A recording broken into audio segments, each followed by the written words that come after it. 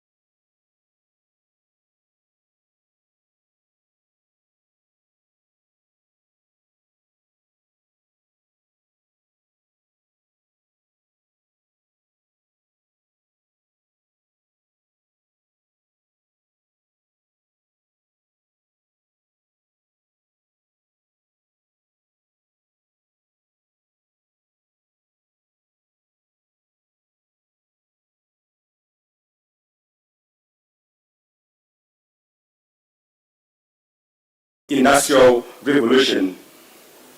How do we foster innovation while safeguarding privacy, maintaining and observing ethics, as well as observing and keeping safe the national sovereignty in the digital age? These are not just technical questions, they are national imperatives, and the answers lie in the collective wisdom that we find in this room. So as we embark on the journey over the whole of today, essentially, I encourage each of you to engage deeply, challenge assumptions, share generously, and collaborate fearlessly. Whether you're here to showcase a new solution, to debate policy, to offer solutions, or simply to learn, your voice matters. Together, let us shape the tech ecosystem that is not only world-class, but is proudly Zimbabwean. And with this, ladies and gentlemen, I welcome you to the Tech Convergence Fora for 2025. Thank you.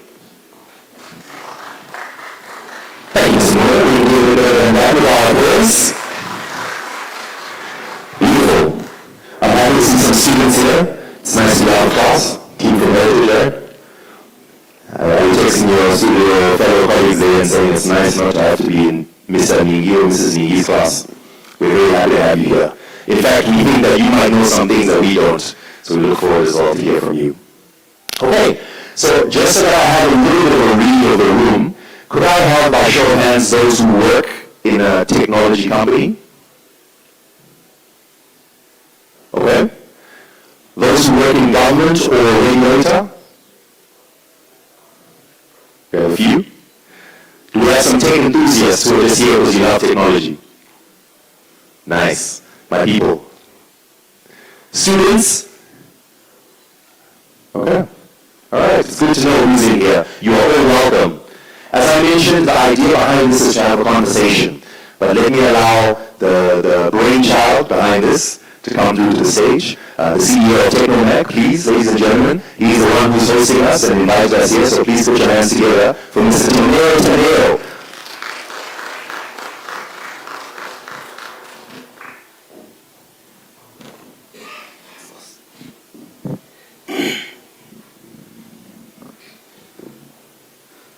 Thank you so much, MC.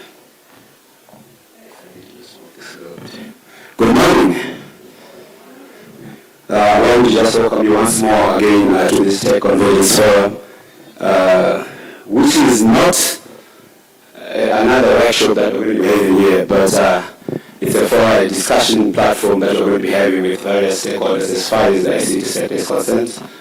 Nothing very formal. We have agreed on this, and this is the setup of this technological fora we are going to be having. The most important reason why we are here is we have gathered all various stakeholders in the ICT sector and the financial sector, which we call the fintech sector, so that we get to discuss key issues affecting the sector. We have managed to gather all the people that matter as far as the telecoms, the banking, the ISPs, service providers, software and hardware players, just to come in here to discuss key issues that move and help to improve this ICT sector.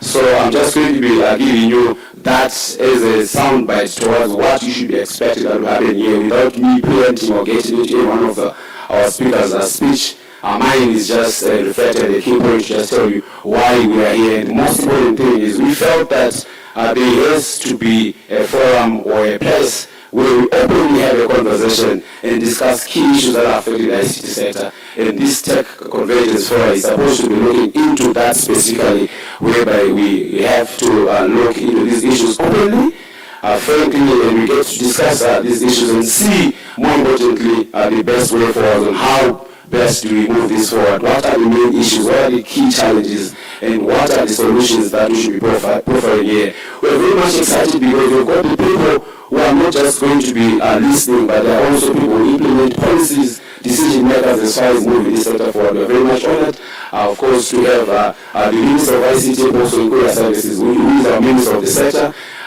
who is supposed to be representing us as far as key issues are concerned. We also have got the IRBZ, Deputy Governor, in terms of the fintech issues around financial transactions He's also going to be here to help us listen and also give us way forward. And more importantly, also we're going to be having our parliamentarians as well in terms of policy, like city parliamentary portfolio, to help us move issues if there's anything that needs to be tackled specifically from a policy perspective. So this is the main reason why we are here. We need to try and find the best way forward so that we move this sector towards a much more conducive environment. This is what the Convergence Fora is all about. It's a forum discussion platform. I need all of us to be much more free and relaxed and get to air our issues out, because we are very much fortunate. Above all other sectors, we've got a listening minister, Honorable Mavetera. And with that, I do thank you so much, and I'm looking forward to a very much good, healthy discussions and deliberations as we move this sector. Thank you. Thank you, Mayor. One more time, please, for our host. Thank you very much for taking the mic for putting this together. Now, we are going to request that you don't put your phones away. Actually, please bring them out. Anything that you feel you want to X out, I hate saying X, I still call it Twitter, I'm sorry. Anything you'd like to tweet out or put on your Instagram, Facebook, please feel very free to do so.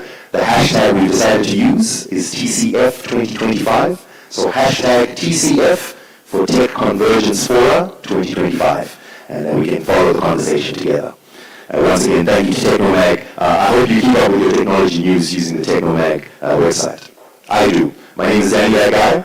I'm station manager for ZFM Stereo, but I also host a tech show on radio, and every week I'm looking on that magazine to see what is the news that came out this week, with credit, of course. All right, so let's continue with our program. We'll start off with a little bit of formality, but then we move into the promised less formal discussions that we're going to get into. So at this point, allow me to welcome a friend to the country, one of our partners, especially in the realm of technology. We have a representative from the Russian Embassy, and I would like to welcome, please, to the platform, the First Secretary of the Russian Embassy, Ms. Anastasia Belyaeva. Thank you. Good morning. Honorable Minister, Honorable Deputy Governor of RBZ, distinguished guests, ladies and gentlemen. In today's world, cybersecurity is becoming a crucial aspect of national security and development. And Zimbabwe, like many other countries, faces growing threats in cyberspace, including cybercrime, cyber espionage, and the need to protect critical information infrastructure. It is no coincidence that the Republic of Zimbabwe, along with the Russian Federation, was among the first to sign the UN Convention against Cybercrime 2 weeks ago in Hanoi. I believe the minister was there personally, right? The political foundation for the cooperation between Russia and Zimbabwe goes back to the bilateral intergovernmental agreement that was signed in 2023.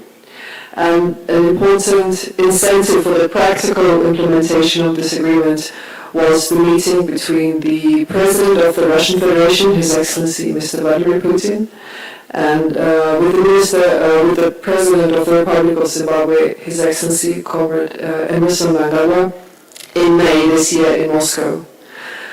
In August, a major long-term strategic cybersecurity project was launched and implemented by Cyber's Foundation in partnership with the Russian company Comib and the Zimbabwean company Red Zone Digital. The National Educational Training Program for Cybersecurity Specialists of the Republic of Zimbabwe was officially opened in Harare.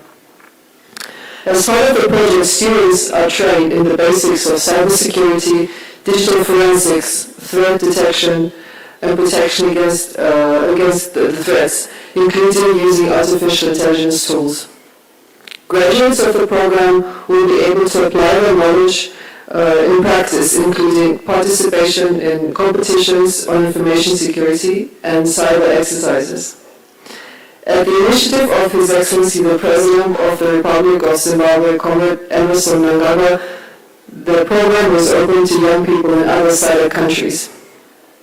The first results of the program were announced on October 15 during the signing ceremony of the MOU on cooperation in the field of cybersecurity between COMIB, Cyber's Foundation, and the Red Zone Digital Company on one side, and the Ministry of Information and Communication Technology posted in courier services of the Republic of Zimbabwe on the other. The program attracted the attention of thousands of young Zimbabweans. So far, 3,000 youngsters were included in the project. The goal is to bring this number to 10,000 people. They will become the new generation of defenders of cyberspace of Zimbabwe. Our Zimbabwean partners highly appreciated this initiative of the Cyber Foundation to provide targeted scholarships for the first 1,000 students of the program free of charge. The education project is only the first stage of our long-term cooperation.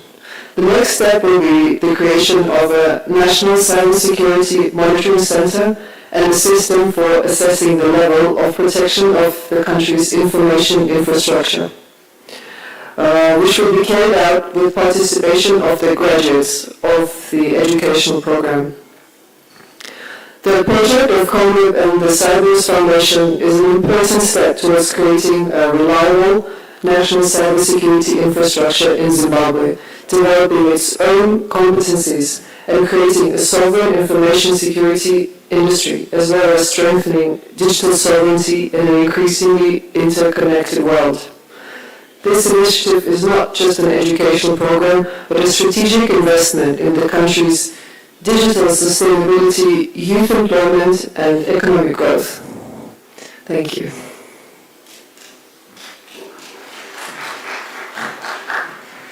Thank you very much. One more time, ladies and gentlemen, for the representative from the National Embassy Affairs Secretary, Ms. Anastasia Belayeva. Thank you very much for being here.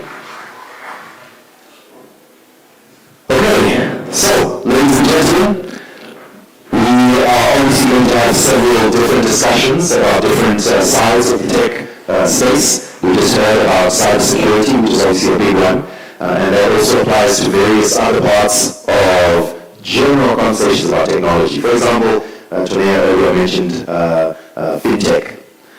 So that's a big space, and a lot of the money that is invested in technology growth is in the fintech space. But we need to know what's allowed and what's not allowed. And for that reason, we have invited the Deputy Governor of the RBZ, the Reserve Bank of Zimbabwe. Please, I would like to take this opportunity, sir, to invite you to the platform. Ladies and gentlemen, please put your hands together for Dr. Innocent Mache, the Deputy Governor of the RBZ.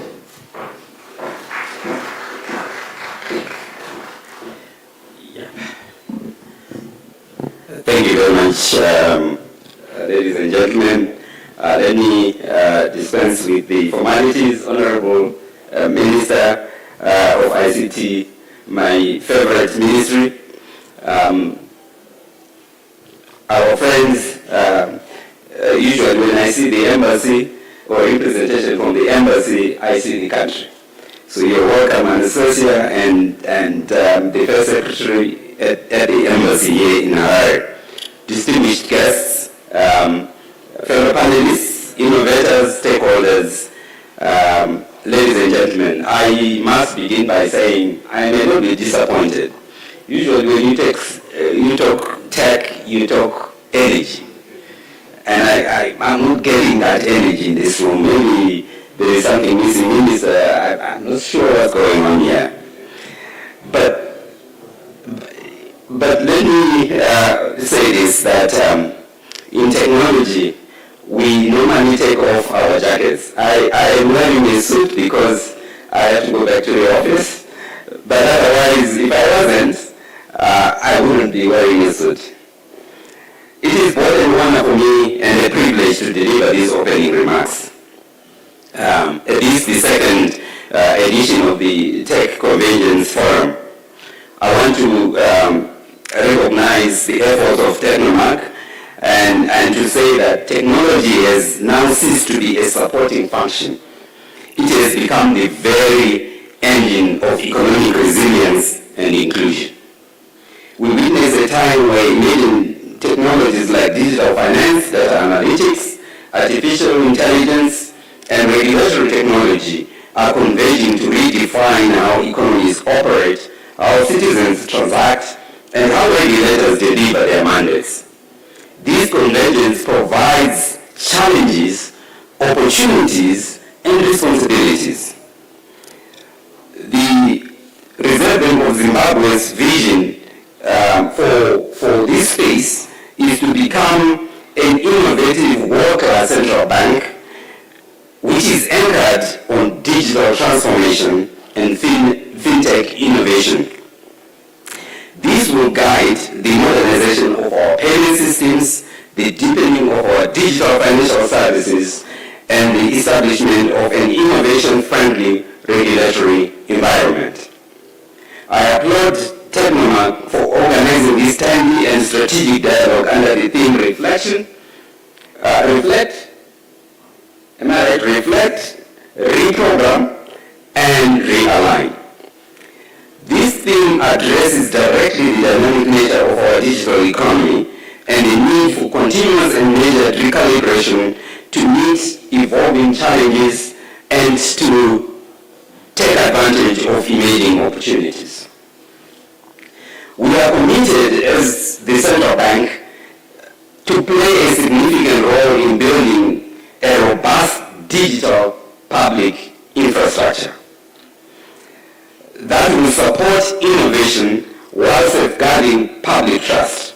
This economy desperately needs innovative technology to drive development in a way that transforms economic activity, but for that to happen, digital infrastructure needs to facilitate the registration, integration, and interoperability of identity, payments, and data. At the present moment, we have solutions that are being proffered that are exclusive, that are fragmented, that are not cost efficient, that are complex, that are rigid and limited in scope. And in the payment space, there are multiple platforms and they are mostly card-based. But importantly, they are also not 100% secure. I know that security in this space is difficult. So we applaud the assistance that we are getting through our friendly nations like Russia here that are really helping us secure our systems. In this regard, allow me to mention a few critical projects and initiatives that exemplify our dedication to innovation, financial inclusion, and regulatory modernization.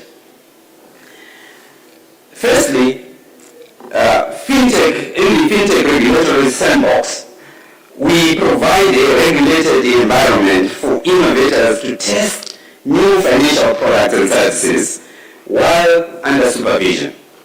This allows innovators to test before they can scale, while allowing the regulator to learn before they can regulate. The idea here being to prevent the regulator from stifling innovation. The Reserve Bank of Zimbabwe wants a light touch regulatory environment so that we encourage innovation.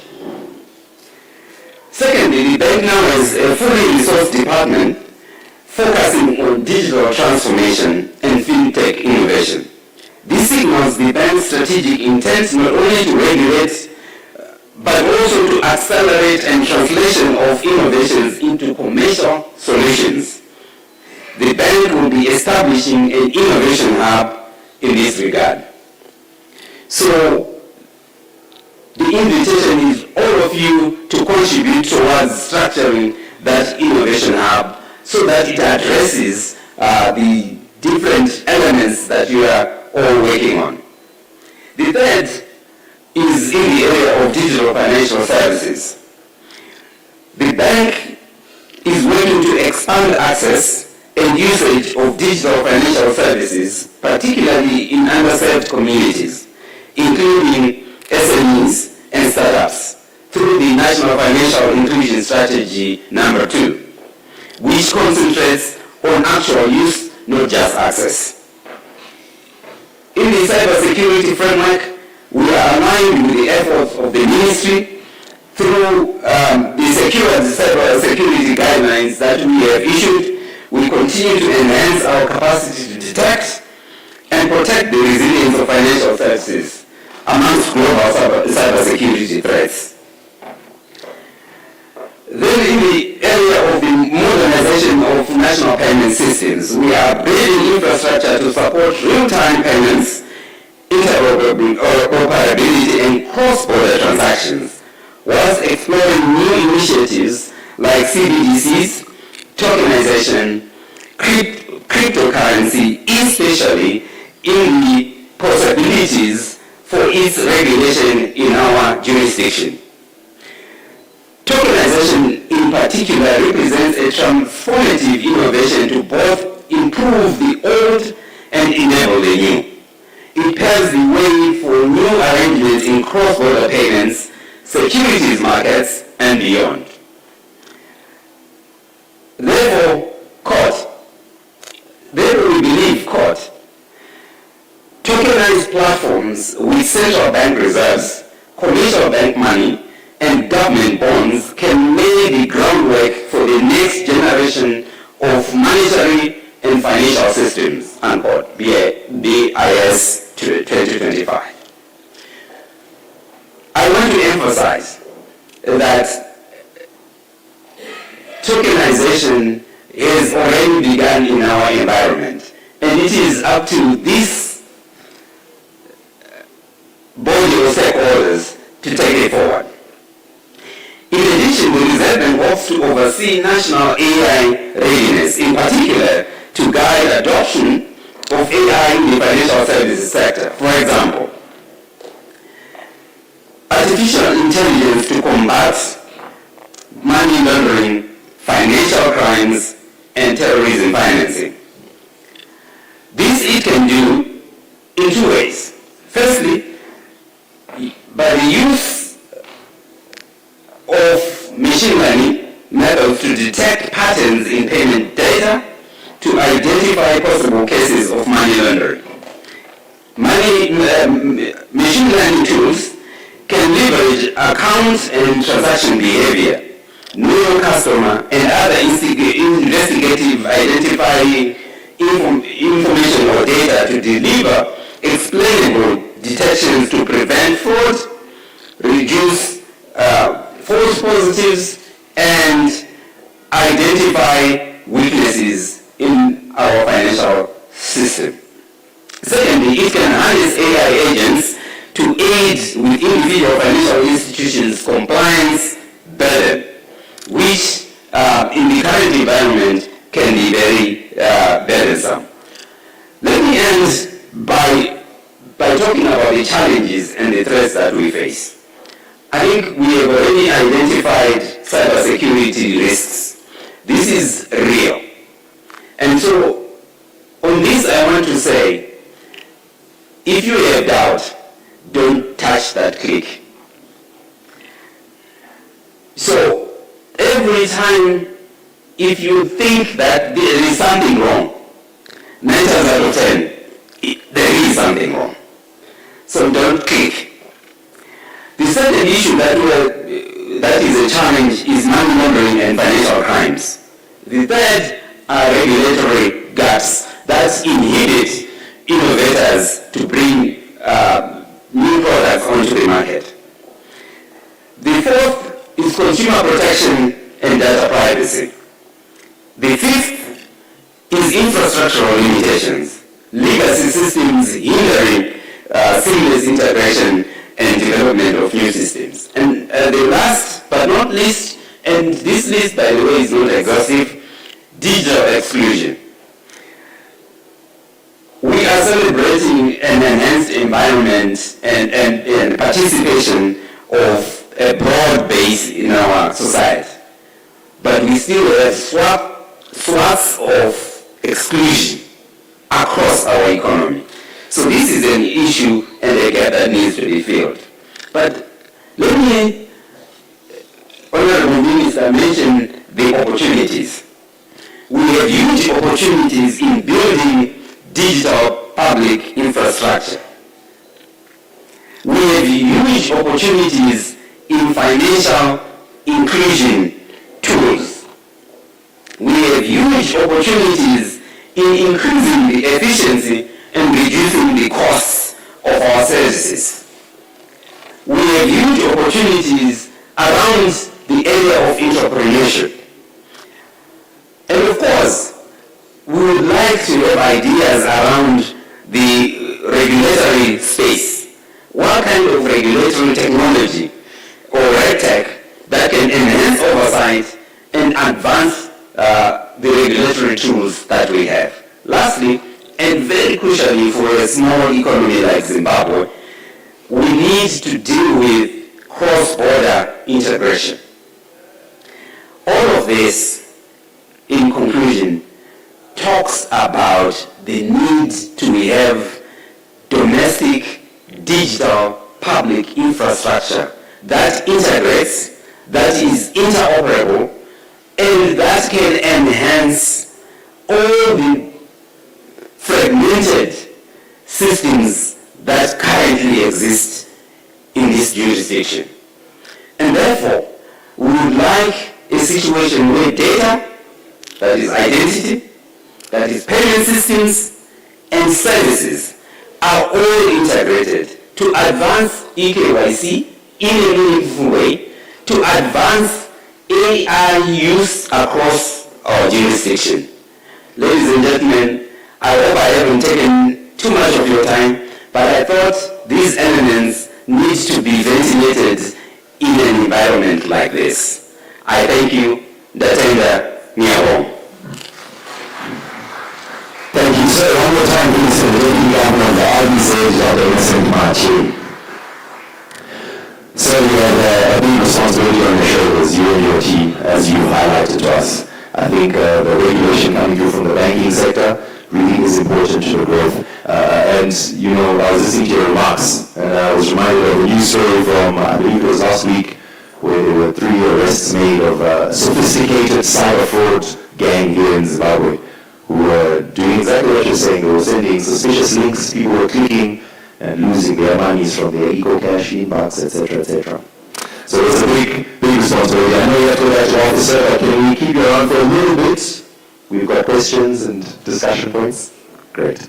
There's no regulation for us to discuss in the telecom sector. We want to hear a little bit of an overview of what the regulatory framework is in the telecom sector. So we're going to hear from the Director General for POTRAS, Dr. Gift Machengete. He was unable to be here in person, but he very kindly prepared a statement for us to understand what the regulatory framework is. So please, ladies and gentlemen, in absentia, please put your hands together for Dr. Gift Machengete, and we'll ask our AV team to play that video for us.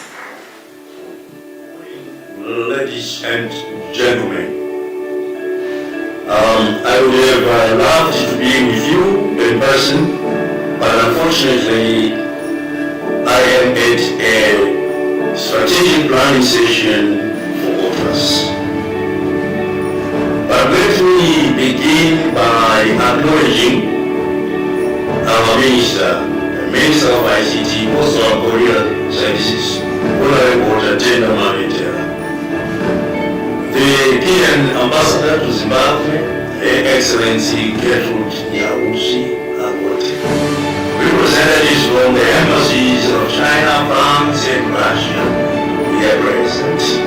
The ITU area office representative, Ms. Alima Leda, Commissioner Human Rights Commission, Honorable Dr. Engineer Martin Mukua, members of Parliament here present, the Reserve Bank of Zimbabwe, Deputy Governor, Dr. Innocent Mate, the General CEO and convener of this forum, Mr. Tonio Sito, all network operators here present. Our esteemed delegates,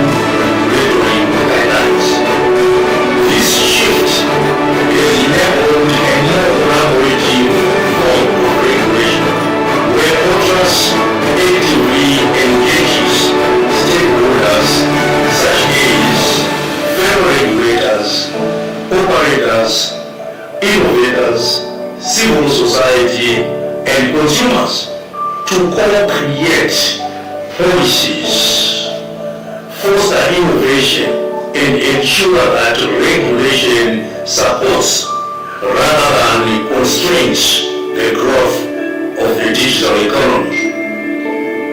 Established under the Postal and Telecommunications Act, POTAS was created as an independent regulatory authority mandated to oversee postal and telecommunication services, promote fair competition, ensure consumer protection, and facilitate universal access to information and communication technologies. Over the years, this mandate is broadened to include data protection, innovation promotion, and digital transformation, positioning the authority as both a regulator and a catalyst for socio-economic development. In terms of telecoms regulation, in 2023, POTAS introduced the Convergence licensing framework, a landmark reform that modernized Zimbabwe's telecommunications regulatory environment. This new framework replaced the traditional service-specific licensing system with a technology-neutral regime that recognizes the realities of digital communications, where a single network can deliver voice, data, and content services simultaneously. One notable outcome of this technology-neutral approach was the introduction of Starlink, enabling satellite-based internet connectivity to complement terrestrial networks and extend access to remote and underserved communities. Under the Convergence licensing framework, POTAS issues licenses that cater for all activities within the ICT and postal sectors. These include the Network Facility License, which authorizes the establishment and operation of infrastructure such as fiber networks and base stations. The Network Service License, which permits the operation of network services that provide capacity or bandwidth. The Application Service License, which allows the provision of end-user services such as internet access and data transmission. And the Content Service License, which covers the creation and distribution of content services and streaming. The Convergence licensing framework also provides for a unified license, which allows an operator to provide all categories of services under one license. This means that a single operator can build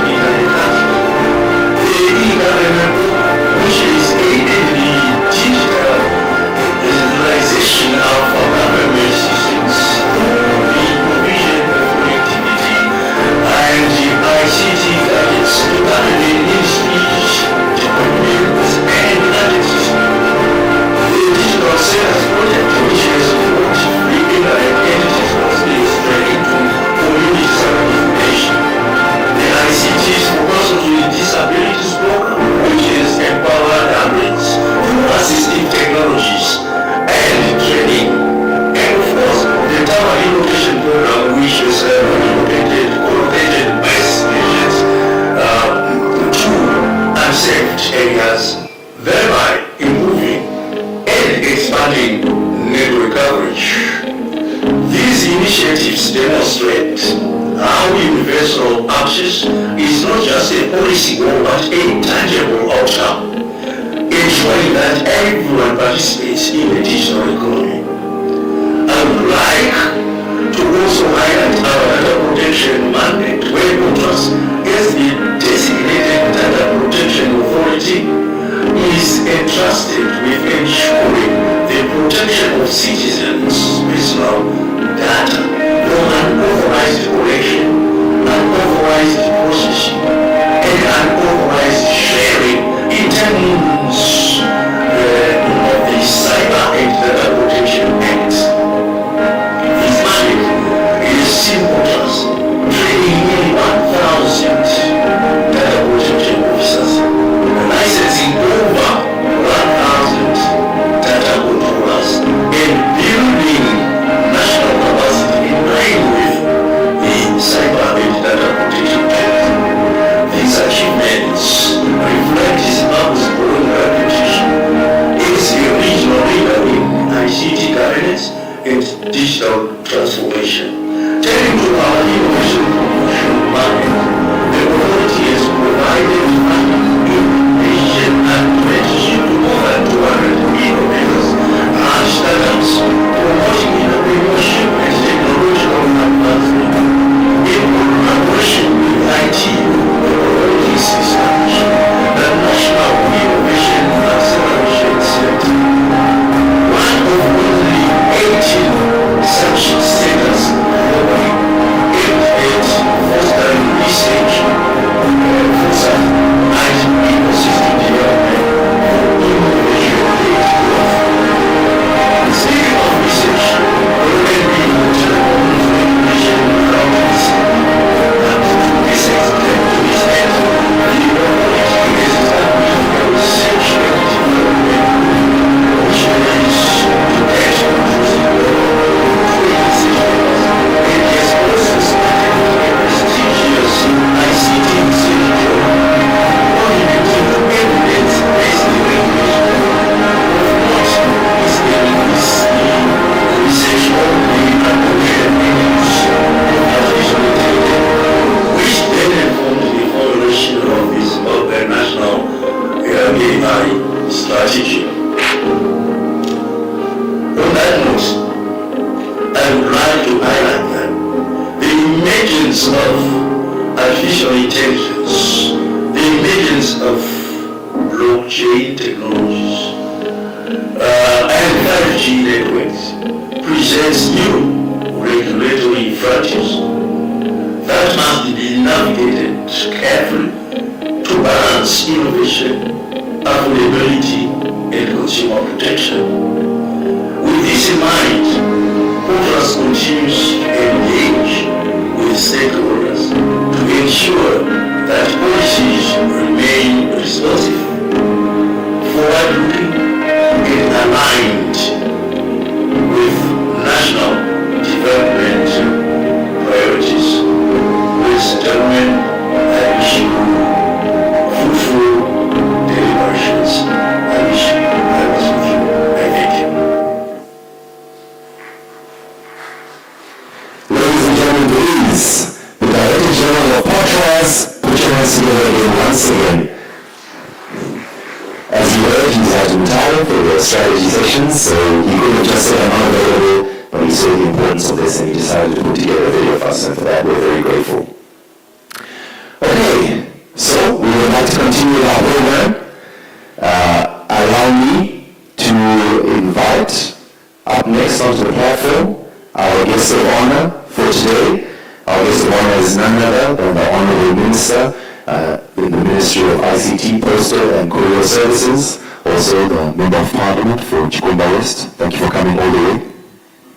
She is the architect of all the digital plans and technology plans that we have in this country. And she is leading from the front with several policies that have been put in place, and we're really looking forward to seeing how these will be implemented. She's also regularly trending on Twitter. So I'm sure she'll be able to explain to us some of the different policies and information that you'd like to share with us. So please, ladies and gentlemen, may I ask you to put your hands together and give a rousing round of applause for our honorable guest of honor, the Honorable Minister, Tatenda Mavetera. Louder than that, ladies and gentlemen. Thank you very much.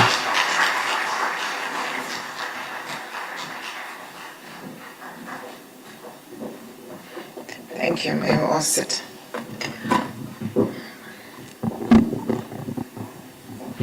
Good morning. Good morning. Good morning. So when we were at school, we used to experience that quite a lot. We had our headmaster. The past one was called Mr. Gukuta from Nashville High School. That's where I went to school. I did my Form 1 to 4 there, and then I proceeded later on to do my A-level at Thornhill. So every time I would get into a class and he says good morning, you wouldn't answer. He would repeat it until you all respond. So I really want to thank you. It's a great honor for me to be here. I had initially decided not to read my prepared speech, but after realizing that Her Excellency and together with our Deputy Ambassador were reading, I just thought I should also follow suit. Is that okay? Okay. The Director of Ceremonies, Danny, the Technomag CEO and founder of the Tech Convergence Fora, Mr. Tony Ochoa, representatives of UNESCO, Dr. Yusuf, representatives of the ITU, Ms. Halima Letamo, Her Excellency, please let me recognize you. Thank you very much for representing the Embassy of Russia here. She's my namesake, Anastasia, so I always call her Excellency Anastasia. Allow me to end there. Our Deputy Governor, Doc, we really want to appreciate you and thank you very much for being part of this conversation. I understand we're going to be having honorable members of parliament joining us. Let me also acknowledge our Director General from Portras, Dr. Gift Kalisto Machengete. Dr. Machi, I've already recognized you. The Technomag team and organizing committee are here present. Esteemed panelists and speakers, we're going to be having Professor Atham Tambara, and we really want to appreciate his efforts towards adding up to our intellectual capacity by writing books which concern or which are skewed towards artificial intelligence. We really want to appreciate him. Dr. Panashe Chiurunge, Engineer Maposa, Skelo Dube, Dr. S. Chinofunga, Dr. Nkala, Mr. Samuel Damiano, Mr. Willard Shoko, Mr. J. Machira, Mr. Tai Tsoro, Mr. Runyara Nyandoro, Ms. Loretta Songola, Mr. Willard Nyagwande, Dr. Whisper Lukanda, Mr. Malvin Chisho, Mr. Kade Jawanjanja, Professor Sam Takavarasha, and I understand we're going to be having various influencers who are going to be joining us to have a conversation around how the digital space is affecting our various celebrities in the country and all other distinguished presenters and contributors. Representatives from our telecommunications operators, fintech institutions, and ICT startups. All our secondary schools who are here represented and primary schools, if ever they are. I see Heritage is also here. Thank you very much, and we want to appreciate Heritage for the work that they're doing in terms of AI skills. We really want to appreciate you. Members of the Fourth Estate, let me recognize you. Distinguished guests, ladies and gentlemen. Last year at the inaugural launch of the Convergence Fora, I stood before you and made a commitment to make 2024 a listening year. I pledge to return not merely to speak to you, but to engage with you to listen and to share sector progress as we continue shaping Zimbabwe's digital future together. Today I'm very honored to be back again, not just as your minister, but as a fellow stakeholder walking this digital journey with you.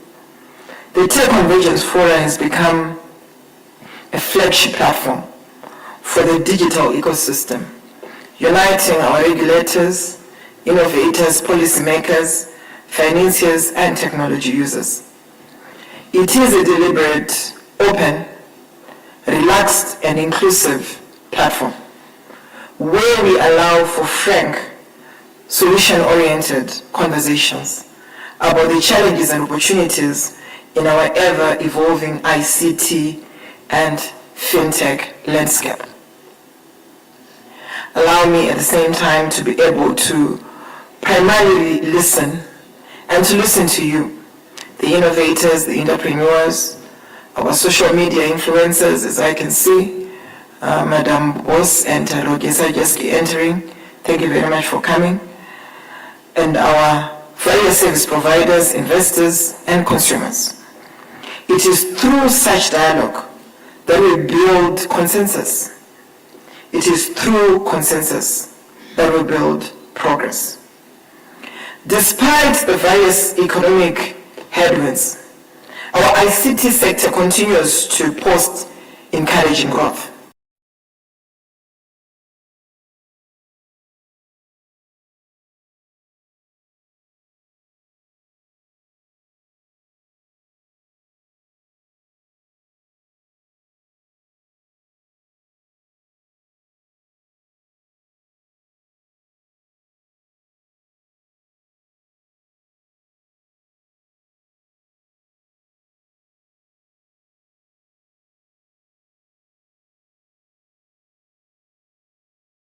And content.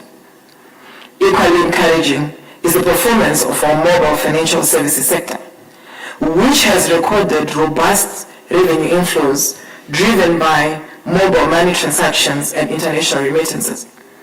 These growth indicators demonstrate the digital economy is fast becoming the heartbeat of national commerce and everyday life. This progress is the product of your innovation, your investment, and the enabling policies that government continues to provide under the visionary leadership of our President, His Excellency, Dr. Idi Mnangagwa, whose mantra is leaving no one and no place behind. This is going to guide our digital transformation journey and strategy as we march towards a digitalized 2030. When we met at last year's forum, many of you passionately called me and thanked me for the licensing of Starlink in Zimbabwe. You said you needed more affordable, reliable, and high-speed satellite internet, particularly in remote and underserved areas. And today I had a conversation with Ora, which is represented here, when they're also showing me their data packages.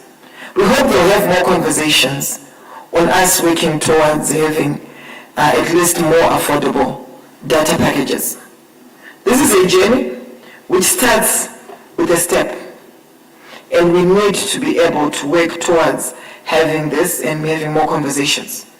We also have got our telco players here represented, Econet, Net1, and we continuously want to thank them for the efforts that they are making towards having more data packages. Yes, I understand this has always been the talk. A lot of people would say we want our data to be as cheap as it can be, which I totally agree. But it's a journey. Let's start off with a step. Let's see and appreciate the strides that they are making, and also looking at the current environment. So we want to applaud them. We believe that there are more conversations which need to be done, and continuously be able to offer more data packages which are affordable to the general population of Zimbabwe. Starlink has officially been operational in Zimbabwe with our various players also. They've got their agents which are here in Zimbabwe, which we want to appreciate, which I want to also acknowledge that our country is one of the fastest in the region to embrace this cutting-edge technology.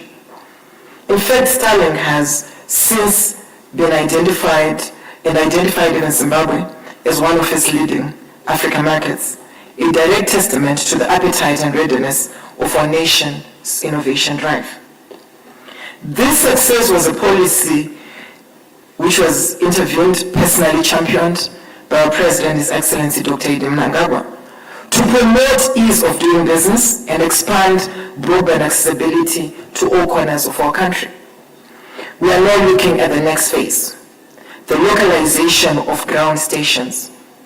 I know that Shoko is going to be presenting today. On Twitter, he has always spoken about this, and he says it's important that we have our own localized ground station in Zimbabwe. But it starts off with the basics. Which are the basics that we need to be communicating today?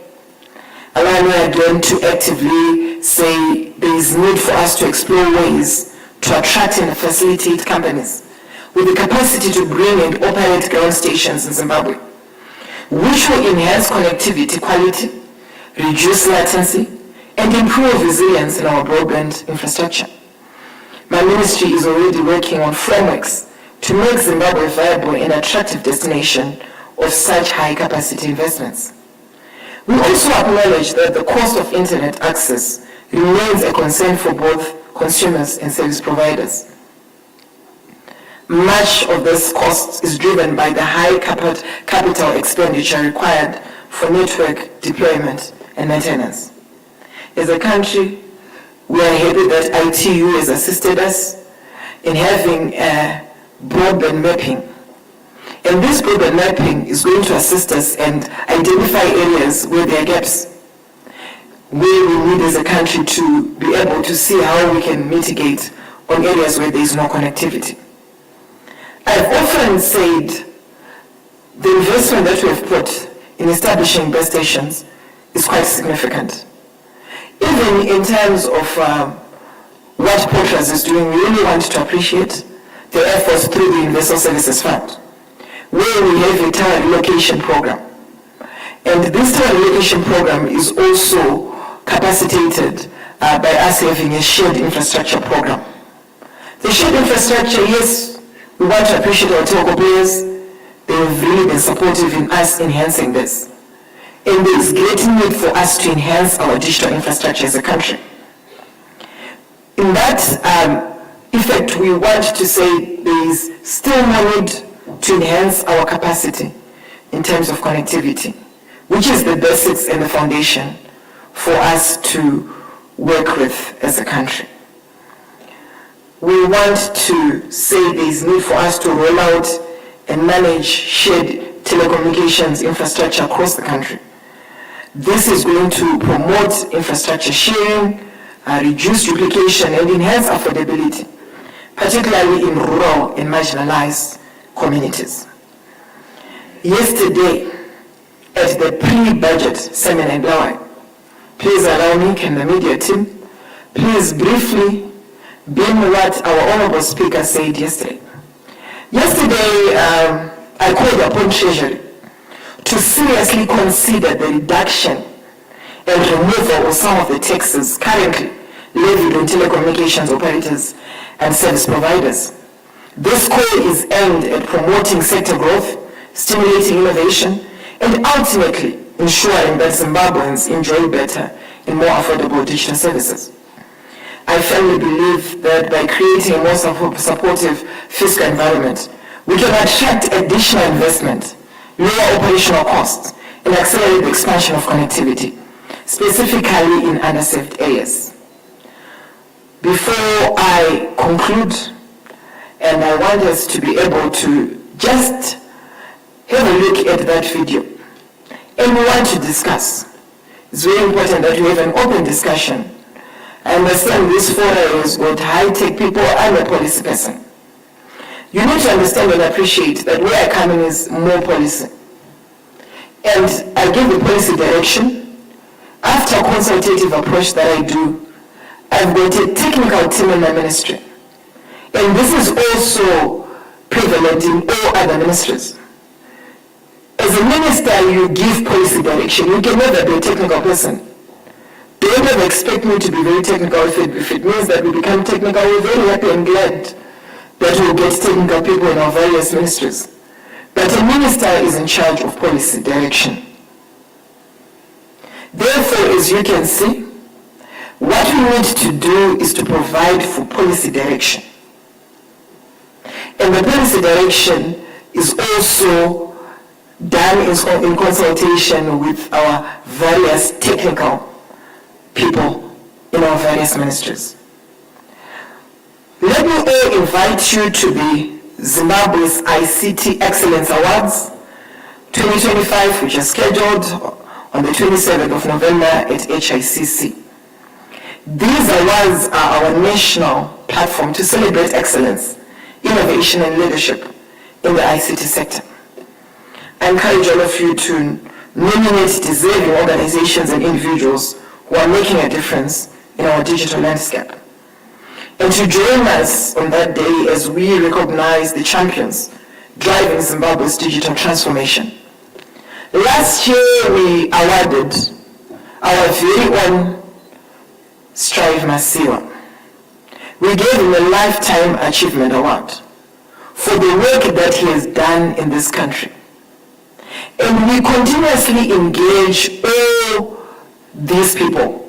I'll tell you, recently I had a meeting with Ralph Mpita from MTN. I also had a meeting with Dr. James Manika from Google. And all these are our very own people who have done well. To just mention a few. They've done well, and we've got an open door policy, and we're inviting them to come through and invest in our country. I need a clap of hands there. We want them, we will continuously, if ever there are any of the impediments that they think they deem necessary and they need policy direction, they need to communicate to us. Communication is key for the development of any country. And these people, they've done a lot, and we want to appreciate them. And we want them to come and invest in the country. If we have been able to recognize them at that level, for example, Mr. Strive Masiwa, we've been able to recognize them at that level to say we appreciate the work that you're doing. We will continuously say there is great need for them to come. We want their thoughts. We want their expertise to come and invest in the country. Please allow me for us to quickly, just the first 3 minutes, they're the ones which concern our ministry. Let's listen attentively to what the Honorable Speaker said yesterday. Please.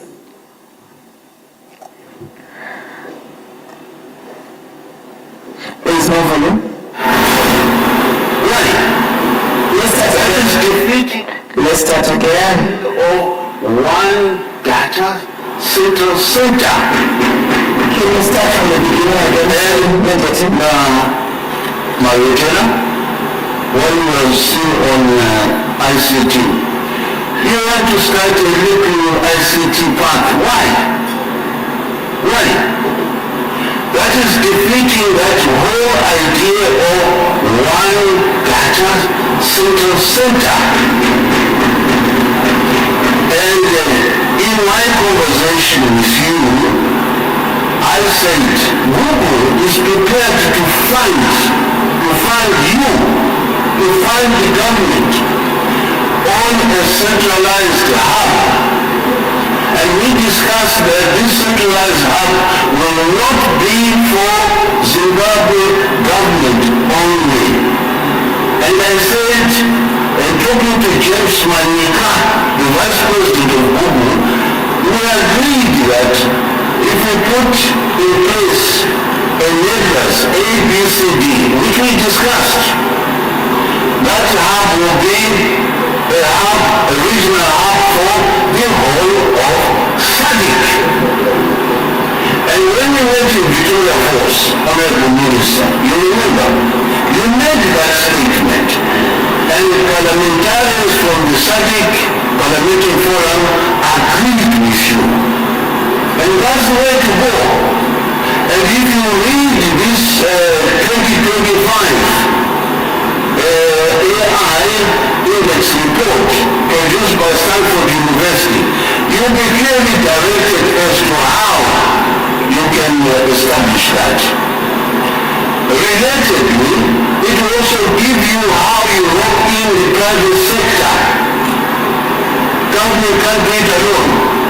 It will show you the matrix of bringing in the private sector. And you relieve treasury from the fiscal burden. So that should be the way we go.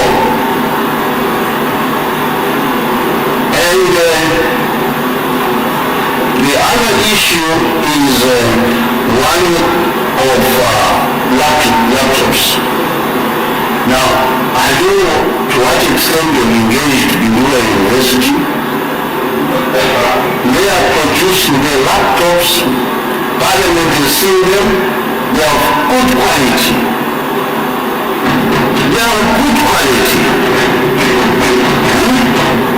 Let's coordinate with our universities. They are doing wonders there. Now, when I'm talking about university, I was very disappointed on the Minister of Finance. Thank you, let's end there. This is a forum that we need to have a very, very honest discussion. And these were my thoughts.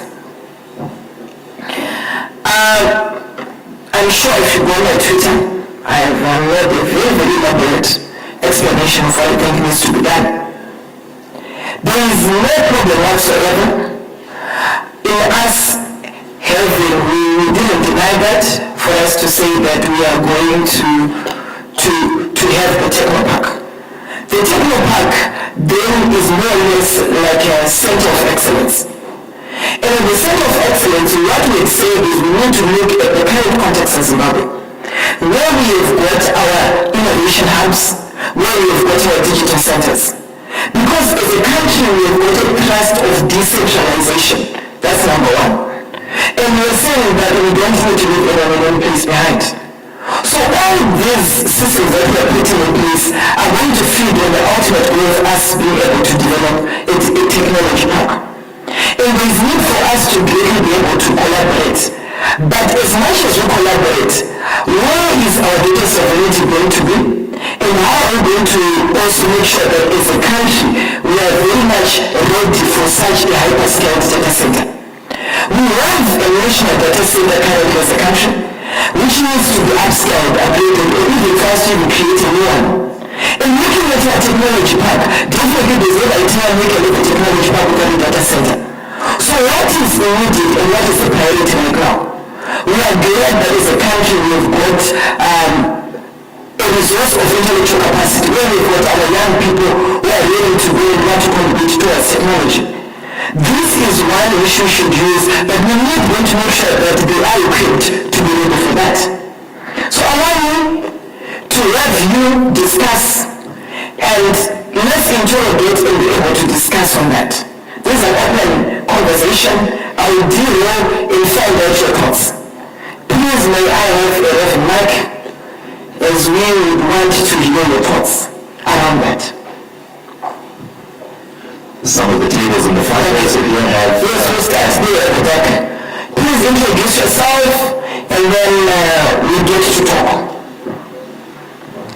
Thank you, Honorable. How are you? You know me, my name is Dr. Panashe Churungi. Of course, I know you. Yeah, so just to give you a historical background, as everyone might not be aware, we started the High Performance Computing Center as far back as 2014, and Zimbabwe was actually listed to be the first country to have the largest GPU cluster in Africa in terms of computational capability. And when you started as a minister, everyone was a bit like, how will she perform? And people were actually a bit hesitant to see how well you do. I'm very proud of what you've achieved so far.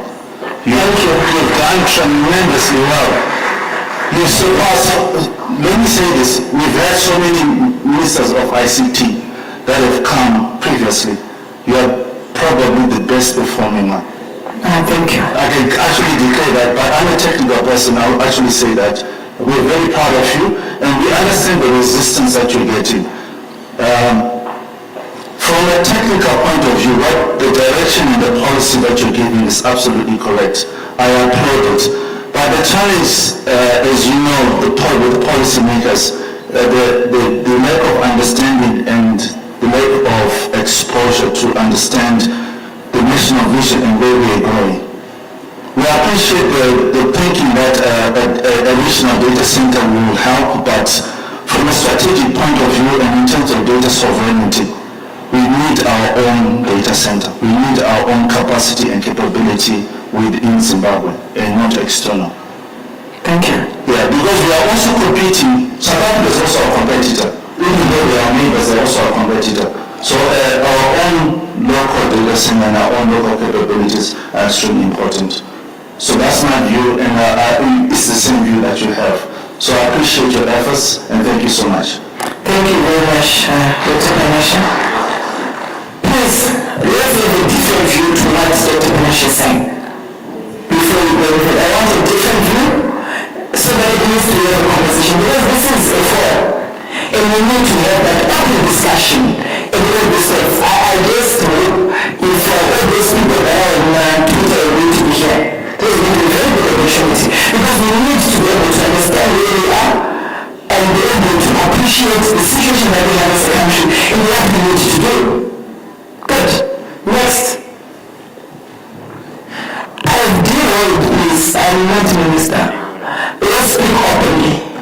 Let's have a conversation. That's the purpose of this forum. Yes, ma'am. Okay. Introduce yourself, ma'am. Alright, good morning everyone. So my name is Lisa Nishanarebi. So so far so good. I can say it's a round of applause of the work that has been done. I think coming from my perspective as a youth, I think there's so much has been done for the country, for us. So concerning this issue of one big data center or station, looking maybe on the side of ethics and philosophies like the Ubuntu philosophy. Because right now when we look at other countries, there is what we call ethics. So sometimes what is ethical to another country might not be ethical to us as Zimbabweans. So I look at centralizing it as Zimbabweans, that's my thought, because we need to introduce other cultures also into this thing which is coming. It's here and we need our culture to be part and parcel of it. So I think we need to put it in, like, making it to be here about us.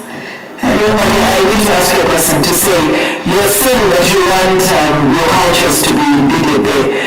What will stop you from still doing it when you've got various data centers? Because you can still do that and be able to make sure that they are around all those other areas. What will stop you from doing that? Because culture then is extensive. It cannot just be saying you can only observe your culture because you're in one place. So that's what you need to answer me to say. So I will tell you that if we're going to be putting it and decentralizing it, our culture will be lessened because we've decentralized it. And when we put it in one, our culture will be centralized. And we will be able to observe our culture. What else?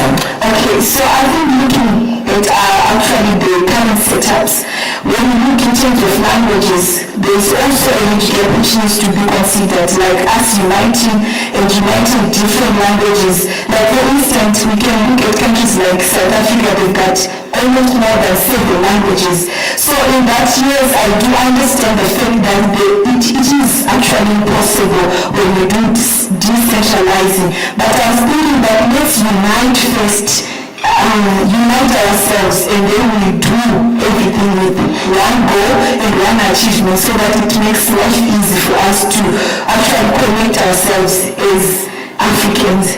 That's my thought. Okay, thank you. Yes, ma'am.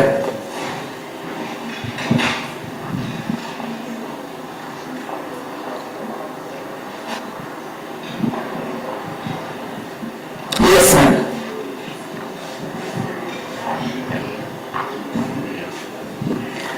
Thank you very much, Honorable Minister. My name is Dr. Nancy Kwangwa from the Women's University in Africa. Yes, ma'am. I'm a tech ethicist. I look at the ethical use of technology, inclusion, and so on. I'm going to divert a bit from the issue of data centers and the tech center, but my contribution is around use of technology in schools, particularly primary and secondary education. When you look at the gadgets that are currently being used, there are no regulations in terms of the exposure that the kids have to the content of software programs. I can give you an example. Recently we had an intergenerational dialogue where we had parents, children, so we talk about child online safety. On one hand we have parents and guardians who have limited skills, who just deploy technology to youngsters, and then they're exposed to contents. They are using counterfeit software programs that expose the kids to online risks. So my proposed solution to the ministry is, can we not have Zoom gadgets that are targeted to the over 3 million young people who are in schools that are loaded with just educational content? Because as it stands, it's so liberal, it's whatever gadget you have, whatever connection you have, but when it comes to the ethics and the security of young people, it's under threat because there are no, of course we can have policies, which is great, but when it comes to the gadgets, safety features, there's no control, and the skills again for most of the parents and guardians of the over 60% people who are in remote communities, it's very limited. So my humble submission would be, as we look at local solutions, let's have local gadgets. It's nice to get donations, but let's work towards investing towards the development of local gadgets. I'm so glad that Bundra University is already working on this, but I'm mostly concerned about gadgets that are being used in schools. Thank you very much. Okay, thank you very much. I really want to appreciate you for that. And this is the submission around that. Firstly, we have come up with the child online protection policy.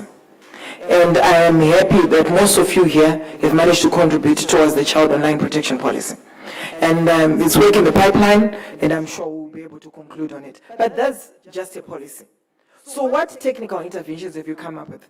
Firstly, we now on our Starlink gadgets, be it Starlink gadgets or even our connections, even the Tier 1 is going to do or Net 1 is going to do or what. We have also tried now to have a gateway stream, which can limit certain platforms not to be viewed by our young people. This we have already initiated it in a place called Tagarika Primary School, where we realized that there needs to be a gateway, which will stop certain some platforms they won't be able, young people to be able to get into. And this has to be done across all our platforms that we've been able to offer across the whole country.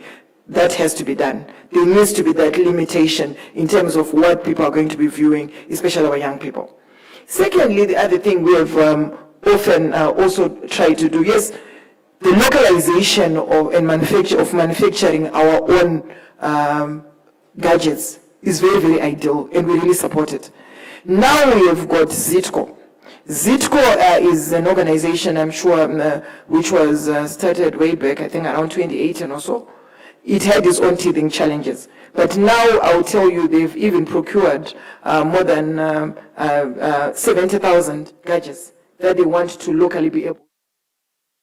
And we also have got Bindura, like you said. We also have got even HIT. They also have got those lines that they've put in place. And we're encouraging more institutions to also do the same. The only way we can achieve a devices for all initiative as a country is when we manufacture our own. But as much as we manufacture our own, you know very well, our citizens have been exposed to the likes of, be it maybe Apple, be it Microsoft or what, you name it. This is what they deem, as you can see, you've got an HP laptop there. So it really shows maybe that's what you're more acclimatized to. So what should we do? We would want, if possible, let them try to also partner with these tech giants, these big giants, so that there is also that confidence for people to be utilizing these various gadgets. But I totally agree, even our own, the way that we're going to even package it and the way that we're going to create awareness for people to be accepting this brand is also critical. So we need to be producing our own. If ever there is need for partnership, that can work. If it means we can also be able to accept our own, that will work. You will realize that we even had a brand, I'm not going to mention a brand, that we locally produce as a country. But the resistance was quite a bit. So just that alone needs us as a country to be able to say, are we ready for our own localized brands? We have got young people that have even manufactured phones in Zimbabwe. But if I can ask all of you here to say, ndimani wacho eteki, ndiani wacho anayo phone yoyo, pano kwasonge pasina. Mune mchida wana Apple, mune mchida wana Samsung, ndoga munoda. But as a country, are we ready to accept our own local brands? The moment that we answer that is the moment that we'll be able to say, yes, we are able to embrace that. But for us as government, we are going to do that because as long as we have got our own manufactured, we need to be able to take those on board. Ngatitoriwawo opinda mu government, let the whole of government be having those. And the moment that we do that, already we are embracing. So we are ready to embrace. Let's get all these prototypes. Let's capacitate them. Let's create awareness and be able to make sure that we can now embed these gateways. Where within that gadget, then total we deploy this, be it our tablets, be it our laptops, let's deploy them in our various schools and then make sure that our young people or our children won't just access any site. Let's limit that. So let's continuously be able to manufacture more. Let's continuously be able to even accept more. I'll be glad if you're going to tell me there's one in Nzizoni Zaka. You know about Zaka? Muna is phone you. Do you know it? Muna is I'm asking, Muna is ere? And Munona manch. Munoda ma Apple. Munoda ma Samsung. Munoda ma all those other brands. So let's say, Isusu, when a brand comes to Zimbabwe, let's embrace and support because it's our own. Thank you. Yes, sir. Sorry, Minister, I have one here, and then I can go there. Please, let's be, try to be quick. Yes, sir. Thank you, Honorable Minister. Thank you. I met you 3 days ago again. We meet again. Okay, good. With due respect to the Speaker, following the comments that he made, given his office in our parliament, given his office in the ruling party, I'd like to suggest that we arrange a private conversation with the Honorable Speaker so that we discuss the multifaceted nature of the presentation that he made in a public forum, calling for things that may not necessarily agree with his mind after we have finished engaging with him. Okay. What is it to be Zimbabwean? It's not to be born in Zimbabwe and go and work for Google. That's not Zimbabwean. We will need to interrogate and answer that question. What are our Zimbabwean values right now, and what is our vision with those values? You mentioned data sovereignty. The Deputy Governor of the Reserve Bank has been talking about identity payments being collected together and making that less fragmented than it is today. So we want to collect that and place it on a data center that we have no control over. So we'd like to engage with our office bearers so that we share information. And in that vein, I'd like to commend Technomag for bringing us here together. I'd like to commend you, Honorable Minister, to say let's have a no-roles conversation. Let's bring the Speaker to a no-roles conversation. Then we talk about what kind of digital transformation we want and how. A young colleague just mentioned the use of languages and talked about culture.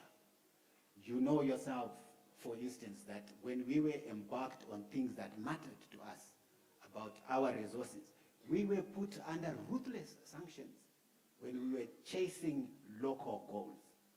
We must be very careful how we embrace technology and how we use it. With your indulgence, Minister, I'll make one last comment. Good. When we talk of convergence, we must be very clear what convergence we are talking about. We are not converging with a world which the Honorable Julius Nyerere mentioned. You have a heavyweight boxer in a match with a lightweight boxer, and you come up and you say, I want to converge with that heavyweight boxer. You will not stand a chance. So we are in a process where in our aspirations, even for 2030, we're talking about becoming a middle income economy. Then you want to go and expose yourself to a heavyweight who has years back, hundreds of years back, surpassed the middle income economy. Where will that leave our people in Zaka? Where will that leave our mantra that you mentioned earlier, leaving no one behind, leaving no place behind? So let's have in-depth conversations of this nature with some of our senior decision makers and make sure we are on the same page. Thank you. Thank you. Next, let's go. Yes. The Reserve Bank Deputy Governor is going to be leaving soon. So if you've got any submissions which relate to him, please submit those. Thank you. Honourable Minister, thank you for this time. My name is Sean Moyo once more. Thank you, sir. Right. My question, Honourable Minister, or perhaps my contribution is in regard to what the Speaker of Parliament said to you, and you being the Minister of ICT. And in line with what you were saying about the issue of branding and perception, the fact that we tend to be more friendly towards international brands and disregarding our own.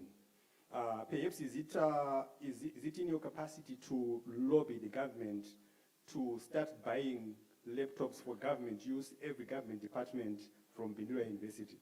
Good. That way, by supporting them, you capacitate them economically, and also you grow that into an industry that can lead to export. Because we know government is the biggest buyer in the country. So if every government department purchases a laptop, a desktop, or any gadget from Bindura University, we know they'll be very capacitated.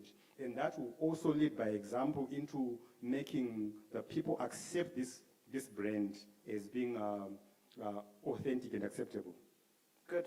Yes. Thank you very much. Yes. And then yes, let me respond to that before you go. Okay. Yes, that's exactly what I said. That for us as government, we need to support these brands. So as soon as they come, I'm sure I mentioned it, as soon as they come, it's important that we come up with a policy which will allow us to be able to embrace that. Right. So definitely, I totally agree with you, that has to be done. Right. So that at least when government, which is the biggest buyer, if they're able to consume those, that means definitely, even for every other person to be able to appreciate them, it's even easier for us. Yes. I totally agree. Yes. And Bindura, like I said, we've got Bindura, we also have got other products coming from Zitco. All these brands, let's embrace them and take them to be our own and be able to use them. Right. I agree. My second question, Honourable Minister, is with regard to Dr. Strive Masiwa. Good. You talked about honouring him, was it last year? Yes. I believe, yes. And he is quite big in this space, in the ICT space, right, globally.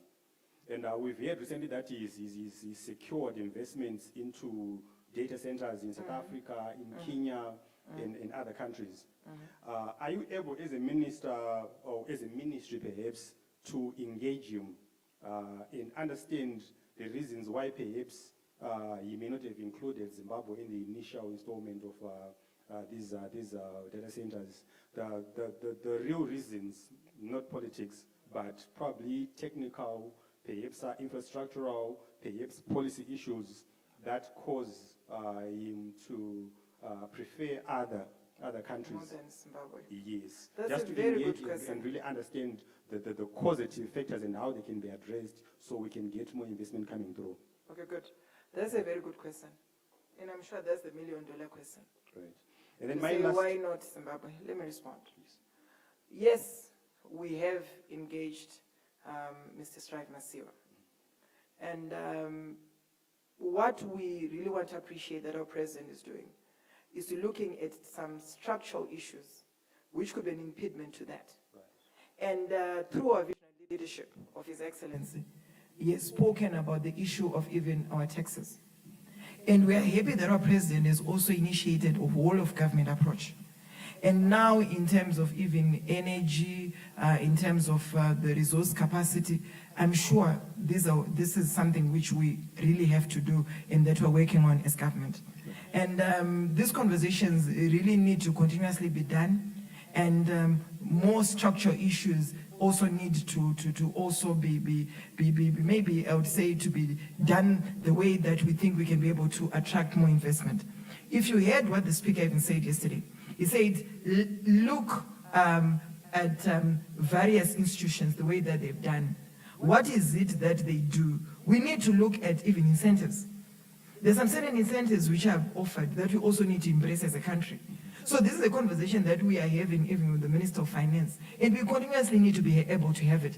But of course, he is really assured that he's going to find the way that he can for him to be able to assist us as a country. But this is a conversation that we continuously need to do and make sure that we enable the environment more and make sure that we get more investments coming, not only even from Stripe Masiwa, even from even other major players. What is it that they've done? I'll tell you. We've got Uzbekistan, which has even gone in and said 0% tax for any ICT company. But of course, for us as a country, we are still maybe not, we've got some limitations for us to do that. But let's work on at least work towards something similar to that, which will enable us to have more investment into the country in terms of ICTs. Right. Good. Right. And my last installment, Honourable Minister, if you indulge me, concerns the issue of energy, which is possibly the elephant in the room for basically this whole thing to succeed in terms of digitizing country, the economy, and going into the fourth industrial revolution through technology. Is energy is the biggest factor. And without power is difficult. So is there a way that you're engaging the Ministry of Energy to come up probably with a policy that supports the Ministry of ICT in terms of its thrust towards this? Thank you. Thank you so much. Next. Yes, sir. Thank you, Honorable Minister. My name is Tendai Muzondiwa. I'm with the Computer Society of Zimbabwe. Thank you. So when we're talking about local gadgets... So when you were young, they used to call you a Tino. Yes. All right, Tino, proceed. Thank you. So when we're talking about local gadgets, I think the one challenge which we have is acceptability by the market. We're looking at how much are they going to be costing. We're not sure about that. We're looking at support. We're looking at backup. What guarantees do we have that 5 years from now, whatever gadgets we get from the local suppliers, from those who are producing those gadgets locally, will still be in business? So there are a lot of things to consider. I think if we have that, we can then begin the conversation on having industry buying into the local gadgets. Then I just want to talk about sensitization of industry. You spoke about devices from Zaka, and the room said they are not aware of them, which means they do not know they exist. So I think it's a conversation which we must have, that Zimbabweans must be sensitized to the existence of these things. I don't know how we can do that, but we do not know about the existence of some of the things that we have here in Zimbabwe. So I would like to talk also about the data center that we have, which Dr. Panashe was talking about. We, as Community Society, we visited the data center, and we heard some very disturbing news. That uptake, the computing power which we had, and the uptake which we had at the time, I think it was about 5 or 6 years back, was bad. It was very low. Meaning that uptake was, I think, probably 10 or 15% from what we had. Meaning the Zimbabweans do not know that, number one, we have that data center, and number two, what it's supposed to do for us as Zimbabweans. Good. So I think in terms of that, we need to sensitize the nation of, number one, the existence of the data center, and number two, how they can utilize it. And I think we need to have high-level meetings, maybe inter-ministerial meetings, maybe with the Ministry of Industry, and see how we can collaborate there, and also with the private players to see how they can utilize what we have. There's no point in then saying we can decentralize the data centers when the one which we have here in Harare isn't being utilized. Thank you very much. Thank you very much. Yeah, we are speaking about the issue that why do we need to decentralize? Why do we need to centralize? when the ones which are already existing, the decentralized ones, have not been utilized very well. Yes, I see my very good honorable member of parliament there. You know I always recognize you when you come. Honorable Chikumbu, did you come with other honorable members of parliament? Yes. Please respond, honorable member. So this, our honorable member, please, can you enlighten the room about your various qualifications in terms of ICT, please? Thank you, Honorable Minister, for the recognition. I didn't come with other members. I had to drive alone to come and attend the event. I think let's clap hands for him. Please note, he is not from where I come from, the ruling party. He is from the other side. So we really want him to be very, very objective and tell us where we are missing it. It's very, very important. Please, over to you, Honorable Chikumbu. Thank you. I can't say we are missing anything. I think the... Wow, clear bets for that.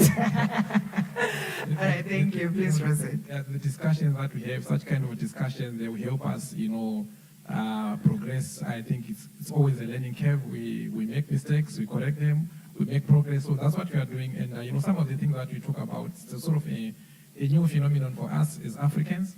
And it's a good thing that we have got a lot of stakeholders who are willing to work with the government, with different stakeholders to make sure that as a country, we attain our, aspirations in as much as digitalization is concerned, in as much as utilizing frontier technologies is concerned. And I'm happy that you are always doing your best to make sure that, there is a level or there's sort of an environment where people can engage with you as a ministry. And also I think we are trying our best as parliamentary portfolio, ICT portfolio, to also have various engagements so that we get feedback, we get insights from others and see how best we can achieve and attain our objectives. So I think we are doing fine. Thank you. Thank you so much, Honorable Chikumbu. Yes, a conversation. Let's have from Madam Boss, Madam Tadrogezi. Please come. Let's clap hands for them as they come up front. Are you the only two social media influencers who are here? Let's clap hands for them as they come. Thank you so much for coming and welcome. Thank you. Please take some seats there. How are you? How are you? How are you, ladies? Good. Thank you so much for coming. Thank you so much for coming. Okay, good. Let's sit. I'm going to be having some questions for them soon. Are you happy with us to continue with these questions here? Please, let's proceed. Thank you so much, Honorable Minister. My name is Takura Chatkobo. Chatkobo, Mova Chatkobo.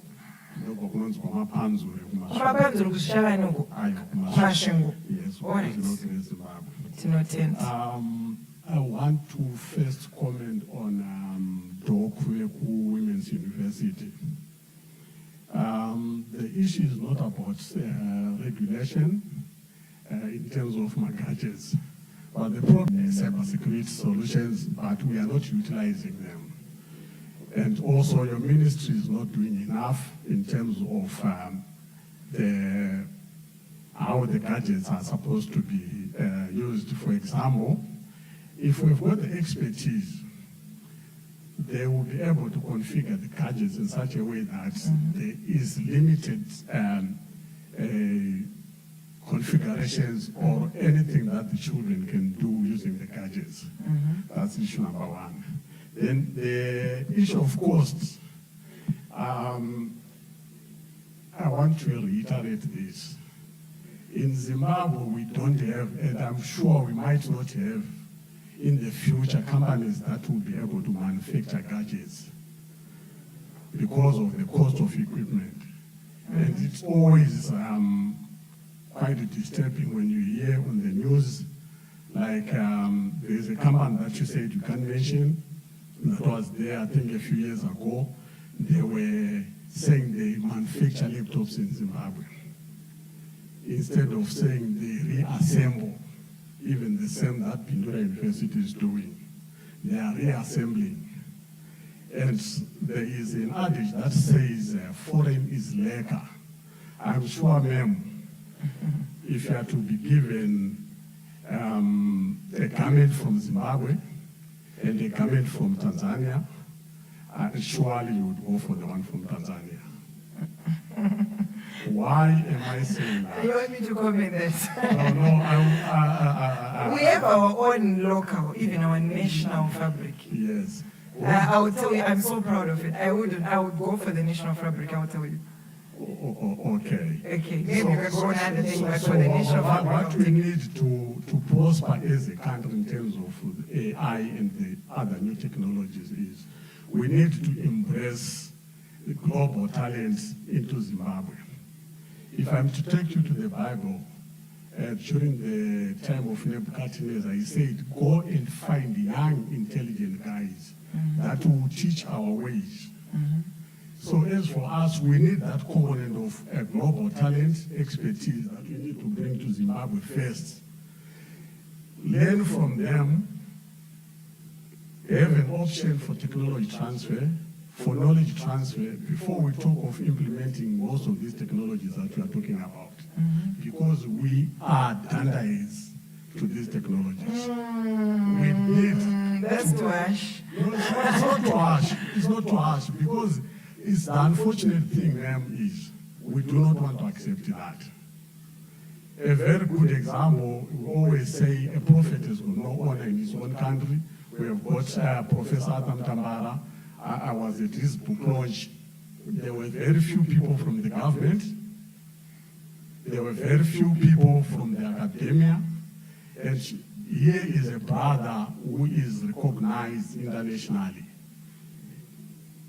An expert from Africa, from Zimbabwe. They are calling him there, but us, we are not recognizing them. Then there is a saying that was done by, I think it's Jacob Mdela, Honorable. He was telling about the enablers. I'm sure the meeting that you had with James Manika, that was long back. We are still on the same platform. Nothing has changed. I think it has imparted something to you. Those same enablers that Mr. Mdenda was saying, we are still struggling to implement them. I'm sure Mr. Moore has mentioned about electricity. You cannot talk of AI or implementing these new technologies when you've got poor infrastructure. That's number one. Then number two, when we come to, you mentioned about infrastructure sharing. We have got young entrepreneurs. We have got startups that have got innovative solutions in terms of offering last mile solutions for internet and other services. But you are not giving them the opportunity. There is barriers to entry. Like if you want to put your, let's say, equipment on a base station, the prices that Portras is charging, they are quite astronomical, and the young entrepreneurs and startups cannot afford. I think it's an area that you also need to work on with Portras. Also on type testing of equipment. We've got young guys who are brilliant, quite innovative, like I've said, but the prices that Portras is charging to test a device for you to use it, it's quite expensive. I'm glad that you mentioned that you are propelling taxes to go down for the IC industry, but you also need to work with Portras so that the young guys who have got new gadgets or who are importing new gadgets, they can be able to use them. Because just imagine for type testing, Portras is charging around $500, and you would have bought an equipment for say $100. It's 5 times more that you have to pay to Portras. You have to implement a solution that can help the nation. Okay, good. Thank you. Maybe let me go back to, before you sit down. Firstly, do we need a decentralized or centralized data center? It's two-sided. Okay. We might need it, but in terms of technology use and acceptance, it's quite difficult. Okay, why? For the Minister of, right now, if you are to send a quotation to the Minister of ICT, you have a non-functional domain. People are using Gmail accounts to send quotations to the Minister of ICT. And we are saying we need to have the centralized data. When you operate as a ministry, you don't have confidence in having your own domain. I don't know who is using a Gmail, but if you, for me, I speak on my own. Myself, my PS, my deputy minister, we use .gov domains. And this we have even extended it. Maybe I will even my director here, please say your email, ma'am. My director in charge of communications. What's your email? And send it to her now and she'll respond to you just now.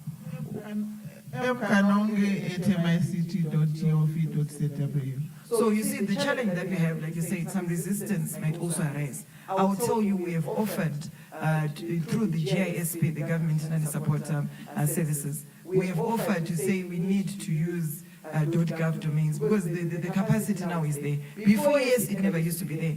My PS right now, he has got a .gov domain, even our procurement. So it might be mischief, because it is always the case. Sometimes you get some people who are resistant. But truly speaking, for all ministries, we are now using .gov. We have already offered that facility. So sometimes resistance to change is very, very prevalent in various people.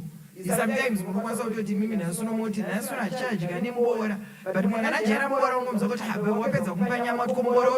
maybe so let's be able to, we hope government will continuously be able to embrace the .gov domain.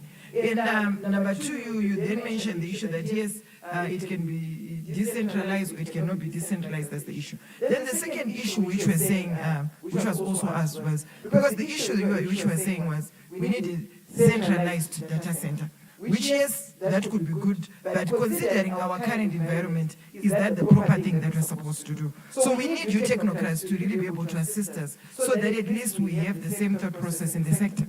And secondly, then raise the issue of Bindura, which you mentioned, to say, yes, are we ready as a country? Are we able to embrace? For us as the ministry, we're ready to embrace. And at the end of the day, like you said, that maybe there are more structural issues that we really need to be working on for us to fully embrace, which I think we can end there. Secondly, let's get to someone else. Yes, please, sir.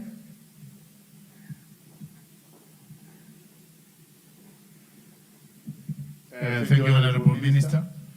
I think I was one of the first person to talk to the Minister about using Gmail. I've seen quite a lot of improvement. I think the Minister of ICT has done very well in getting a .gov email, and quite a number are using it. I think well done there, Minister. Thank you. I used to ask you this every year. Secondly, I want to bring in 3 points. The first point I want to talk about is platform aggregation for the government. Each ministry has got an ICT department.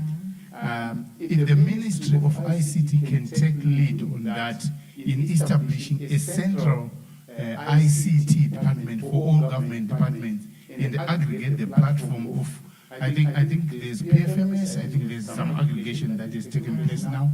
If all other applications or software that is being used by the various ministries can be aggregated onto a central platform or server, I think that will save a lot of costs.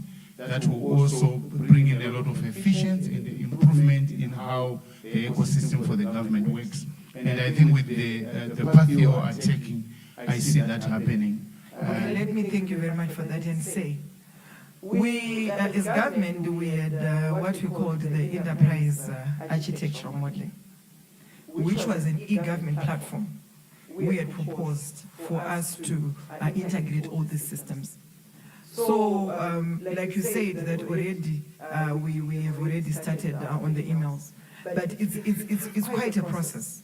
Now the model we have, so we are just hoping that we'll be able to have more investment so that we conclude on it. That is very true. We really need to make sure even our data is also integrated in a way. We have a platform where we can then be able to even not reinvent the wheel. Let's even talk of open source. It's important for us as a country to even look at those prospects. So I totally agree with you. There is need for us to make sure that we integrate our government systems and make sure that we've got platforms which can easily be accessible and also which are integrated within all government departments. I totally agree with that.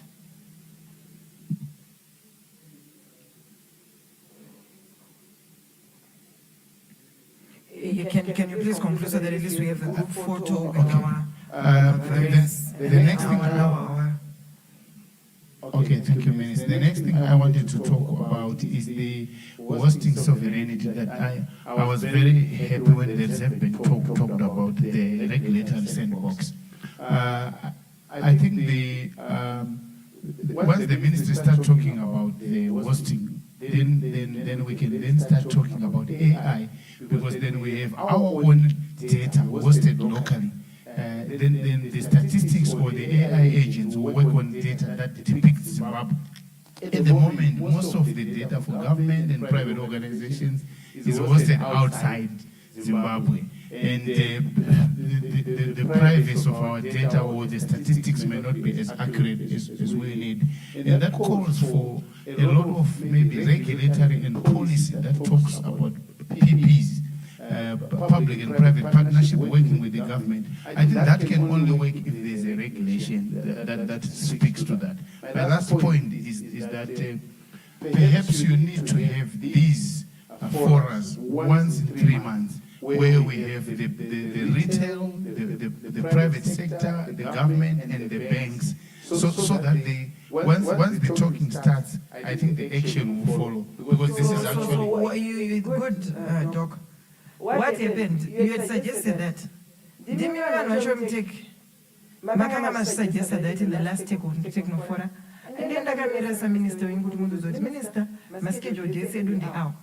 Imi mungu munoti zvinhu vanongoita matalk show vasiri kuimplement. Imi ndimatotanga vanhu vari mutech. You were supposed to at least step up and okay, Minister. Monzi kuti Minister kuti dai muchiduza imimi kuti kuti Minister takakugadzira date every 3 months for us to meet mukaramba. And it definitely people wonder why we have these forums. These forums are meant for us to initiate some focus towards our development as a country. So patinotanga ipapo patinotaura kudai tosangana kudai so ndopamofanira kunge kutaura kuti no Minister iye zvino takusangana iye zvino tiri muna November nditi we are going to meet again in February, Minister. Musi wakati amene tipei 3 dates apo itai kuti muve muripo, then tapedza muna February we are going to meet again in June, tabva ipapo we are going to meet again in September. That should come from you, my sector players. We have got an open door policy, I have often said. Open door policy. Yes, I understand. Whenever there is a challenge, we will tell you good challenge at 8 and E. That's why we've not been able to implement. Right now you will see will be able to come back to you to say the reason why we've not been able to do this as we have got these challenges. In terms of policy, ICT startup policy, it came from you, my tech players. Our child and eye protection policy, it came from you. Our AI strategy, it came from you. We were working together. All these policies, I'm saying as your minister, come with them. These policies are proposed to us. Cabinet, then we go forward. So I continuously say, our doors are open. We've got an open door policy. Whatever those, even if you want to bring the whole Silicon Valley to Zimbabwe, tell us and you tell us how we're going to do that, and we'll be able to support. So this is the way Dr. Ruganda Takashtawa. Yes, no come up with dates. Monduza come with to my office. Monduza. No can I second name? Kakawanda bese muri pana ba mafisi ndaje. Ndosanda kuzenda katina sina doing a speech. What speech yangu maijai. Let's talk and let's be able to say, Honorable Minister, imimi pamuru kudai tuchifambe so. Tuenda tutara na PS Vedu is a very high-tech person. A doctorate in ICT. PS Vedu sus. So PS Vedu, they are highly technical people, even our chief director, even all our directors. So they are very right, Minister, when I degree ICT, fine.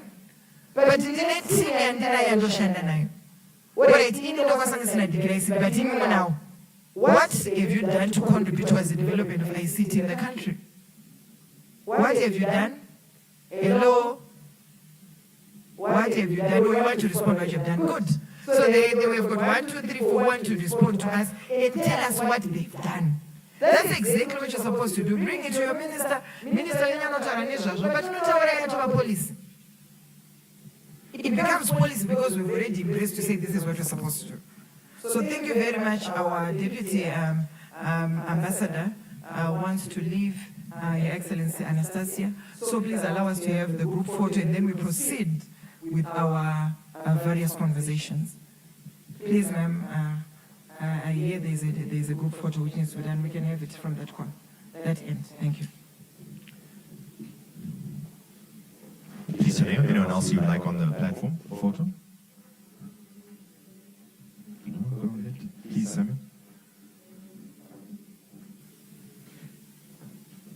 Please, our influencers, please feel free to join the photo as well.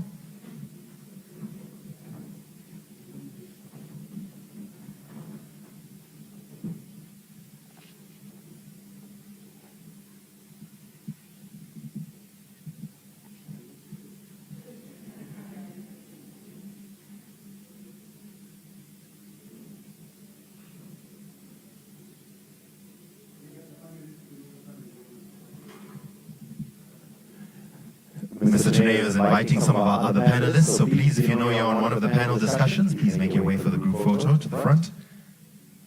We will continue our dynamic and very interesting conversation immediately after the group photo. Thank you, Honorable Minister, for leading it in this way. In the meantime, if you want to grab a quick tea or coffee, please do so. We will not pause the proceedings. You may just grab a tea or a coffee and then you can come back and rejoin the conversation. But msande meseka wanga.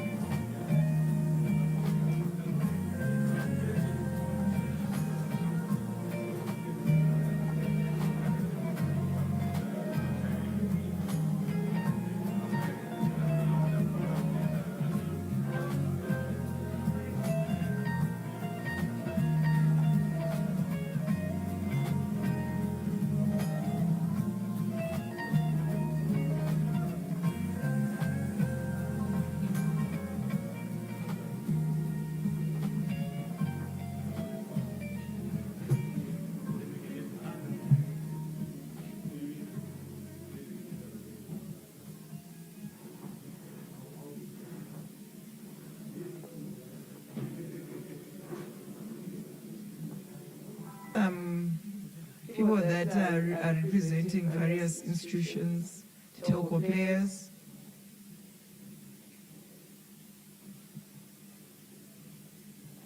Please, may we have them, those who want to find out their thoughts. I think, Honorable Minister, is this going back to the discussion about the data center, correct? Yes. And it's not really about the data center. There is a broader conversation. Sure. Which is not only confined to the data center. The data center, yes, we can talk about it, is the foundation. But there are other issues which go beyond just looking at where we are going to storing our data.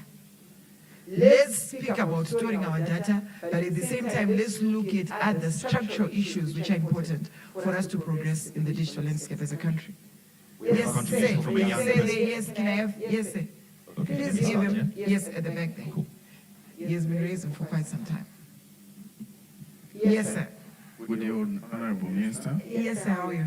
I'm all right. Good to meet you again. Good, thank you. My name is Brian Chikuni, and I'm with E-Lab Robotics. We do teach kids on building robots from scratch.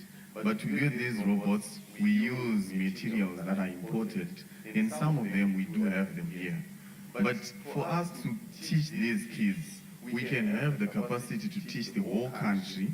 And if I tell you, we have great minds in school. These kids have got great ideas, which we can explore, and we can build something better. And in Zambia, I showed you the irrigation system, and you asked us to scale it up and have it working. But right now, we are working for us to have land to implement that. We have other ideas that we do have. Smart homes, we have smart cars, we have a lot of things that we do have. But we need your input, your help for us to have capacity to teach, probably having the curriculum that runs robotics and coding for the whole nation, and robotics not just for the AT schools, for those that are elite schools, but having it even in villages, in rural areas. That's my wish. Is if you may help us to have a curriculum that runs the whole nation, teaching robotics and coding. And this is something that we might say we want to hide away from. Robotics might take the world one day or the other, but this is something that we can't hide away from. Let's embrace it, let's teach our kids. It's better for us to be in the forefront of robotics than for them to control us. Thank you, sir. Noted, we need to, for the land, we need to go to the Minister of Agriculture, and we'll give you a supporting letter, because it's important. We have a question from a student here. Yes. Welcome, sir. Good morning. Good afternoon, ma'am. Good afternoon, sir. Okay. So it's less of a question and more of a point on what was being spoken on earlier. I am Tino Mutenda Munetsi of the Heritage School, and I am honored to be speaking to you, Honorable. So, on my points... And it's also an honor for me to also hear from you. Thank you. So, I have 3 points and 3 questions which I'd like to pose to you as the Minister of Information, Communication and Technology. The first and foremost point is on communication. So, as a country, there's a lot that happens in this country. And from what I've seen in this room alone, it is clear that most of the important and developing parts of this country are now being brought to the forefront. Like, for example, our previous presenter who presented the students who built robots and robotics. So, on that point, it's noticeable to me that we use radios and the news to communicate to the people of our country. And that may be insufficient, especially nowadays, as if we had more children in the room, I would ask how many of them watch the news, or as of our parents, very few of us have the resources or the means of getting such information. So maybe we could expand our communications to online sources, use influencers like Madam Boss over there, and other of our influencers online to spread the developing parts of the country in ways that are approachable and understandable by most. So may I ask if we may be, as the minister, would it be possible that we could improve on the communication sector as my first question? Thank you. Okay, proceed. Well, I will respond at once. Okay. Now for my second question. Now, this is more on the education side of technology than it is on the communication side. So it's come to my attention that many in this room believe we tend to lack or ignore the resources and talents that this country has, thus stunting our development. Though I believe this comes back to our first issue, which is the communication and the access of information. And this causes us to be less confident in our country And as brought up by the Deputy Governor of the Bank of Zimbabwe, the FinTech Regulatory Sandbox, which was a good idea, allows innovators to let the ideas shine without much regulation. And I think this is worth considering and also informing everyone about, as it may help us with our country with infrastructure issues and other issues as such. As we all know that as a country, we are not as developed or as financed as we wish to be. And we may need to find more creative and different ways of developing our countries. Because currently we are working on other people's standards when you should be moving on our own path. And maybe we could use the little talent we have in this country in order to do that. But that would require effective communication to do. Now for the last question. Great.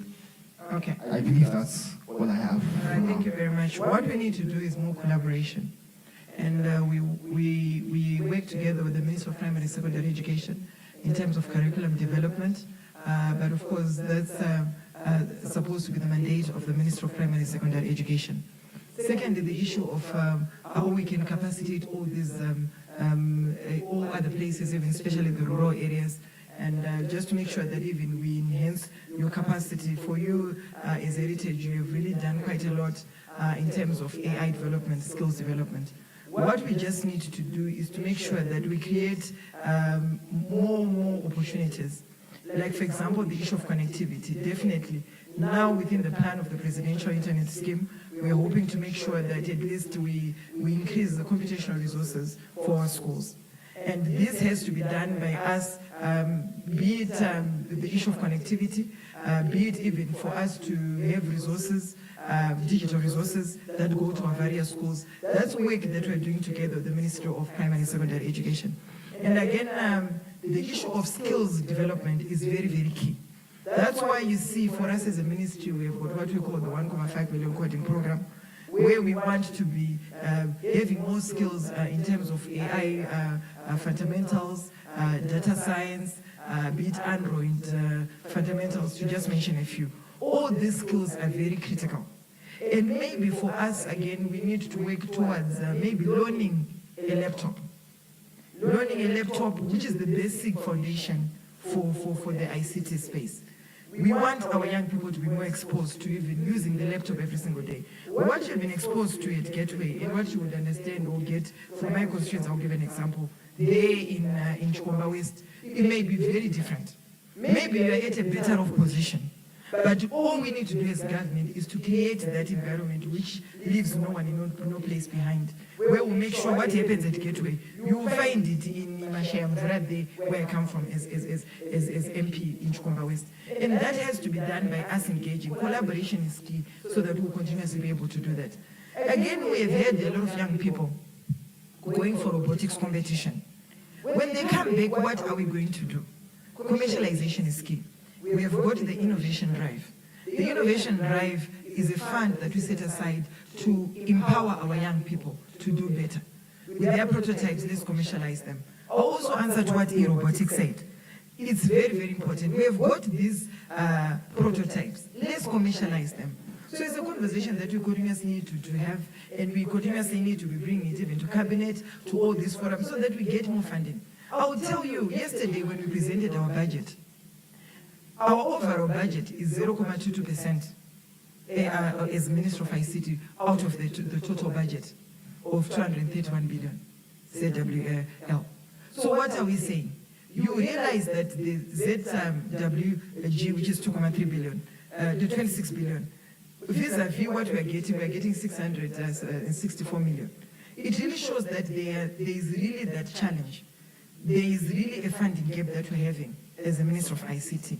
But it's not only upon us. We've got other various ministries also that are tech-related. But we need that coordination, just to answer what then Dr. Rukanda said. We need that coordination, whereby if it means for specifications for ICT, they need to be at par with what is expected. If we're going to be having a Core i7 and a Core i3, they are very different. 12th generation and 10th generation, they are different. So we really need to make sure we capacitate and have the same specs. That can only be done if we're going to do it from a coordinated point of view, which is one.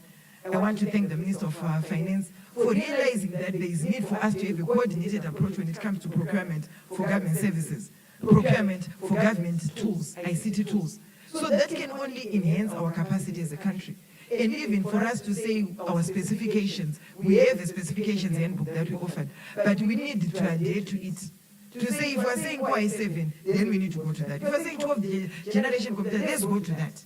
So that can only be done if we are very deliberate. And government is willing to make sure that we capacitate you as various schools to make sure that you are at par. And even when it comes to, I'll tell you, His Excellency, our President, Dr. Edmund Mnangagwa, launched the interactive boards at schools. And even for interactive platforms, which also need our parents to be communicating to the school virtually, even for the students to be communicating with their teachers virtually. We need to then upskill our teachers. We need to upskill our workforce, not only teachers, so that we are all at par. So I know some people may say it's a pipeline dream, but it starts off with the conversation. Let's have the conversation and agree to get where we want to go. Thank you so much. Thank you, ma'am. We have got challenges in the social media space that we're facing every single time. And that's why we invited them here to speak about it. We're going to be having 2 more influencers who are going to be coming in. I understand they will also engage, we'll engage them later and also hear their side. But these two have got other commitments that they would want to engage in. That's why they came in early. Maybe just to get a conversation around social media, maybe explain to us what is really social media, how is it linked to our ICT landscape, and what challenges are you facing that you feel we need to intervene from the Minister of ICT or even at government level. I know there has been a topical issue of monetization. Zimbabwe has done quite well. We have got very, very good social media influencers. We have done extremely well. But the issue of monetization is another issue, which I think definitely I know they'll speak about that. And many other issues, which we are working on together, the Ministry of Information and Publicity, because where I come in is in the issue of providing the platform. But where the Ministry of Information comes in is for providing the content. So we are 2 ministries that have to work on the issue of digitalization of our social media platforms. And I think it's something that we hope we'll be able to work on as government. And there is still need for more input. If ever you feel there is somehow we can be able to make sure we expedite that. That is needed, and we really need to do that. So allow me to give them a chance to speak to us, and then we take it from there. Over to you, ma'am. Introduce yourself, and then go on to your submission. Thank you so much, Honorable Minister. My name is Tarugezi. Good afternoon, everyone. Respected delegates, fellow creators, fellow Zimbabweans, it's a privilege to speak at this ICT forum as we shape the future of our digital economy together.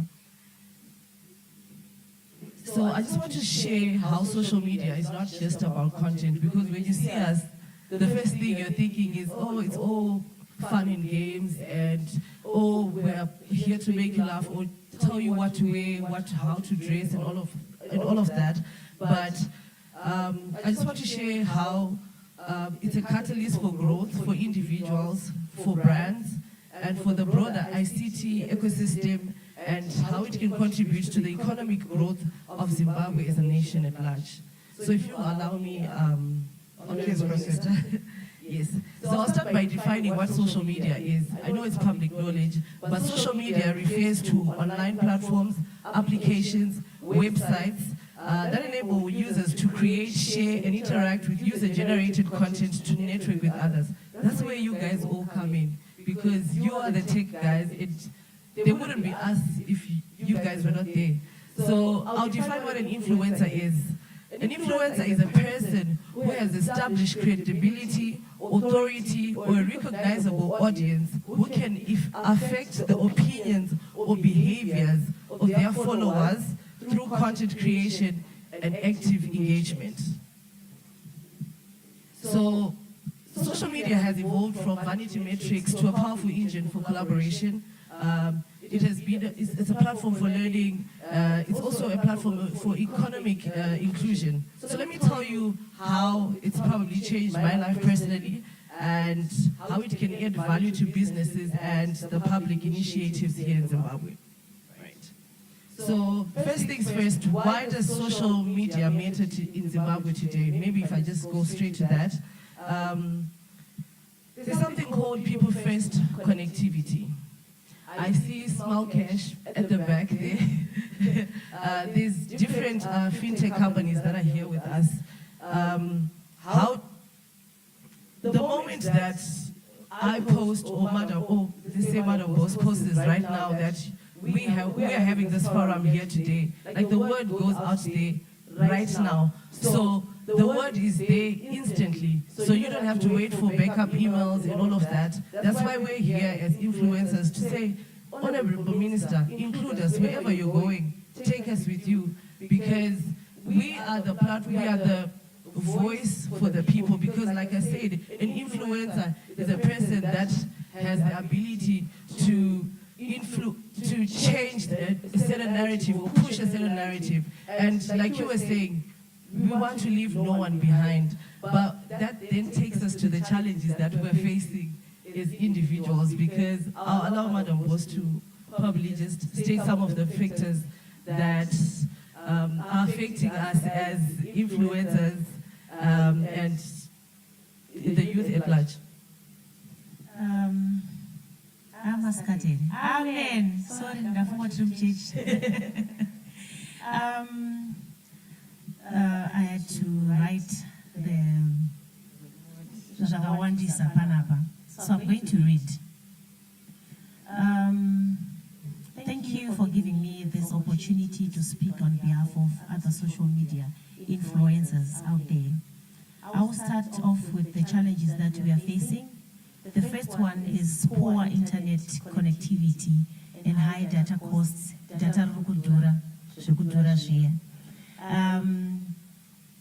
upload and engage in real time. You find good pawani ngoro kumusha pai or rukuda kuita zvinhu zvako rutoposta uchibika uchienda kuhuni. You want to post ipapo. Haukwanisi kuposta anything because data rinenge risingaite. Unozoposta watu kuHarare. Wasvika kuHarare kwacho data rinenge chinetsa. Internet yacho kuuploada it's a problem. High mobile data costs make content creation and live streaming expensive. Slow broadband speed affect quality of videos and live broadcasts. Limited monetization option platforms like YouTube, Facebook, and TikTok offer monetization, but Zimbabwe is often not eligible for direct payouts. Influencers rely mainly on brand partnership, which are limited due to economic hardship, difficult receiving international payments due to currency and banking restrictions.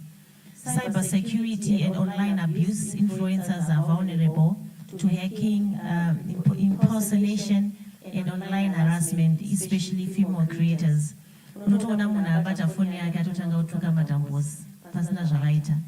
So bullying yakanyanya out there. Unokutukwa chero munhu ungafoni yake yakukutuka madhambosi vazodiita rero vazodai nezvinhu zvokuti unoshaya kuti munhu anombonyatsondiziva here.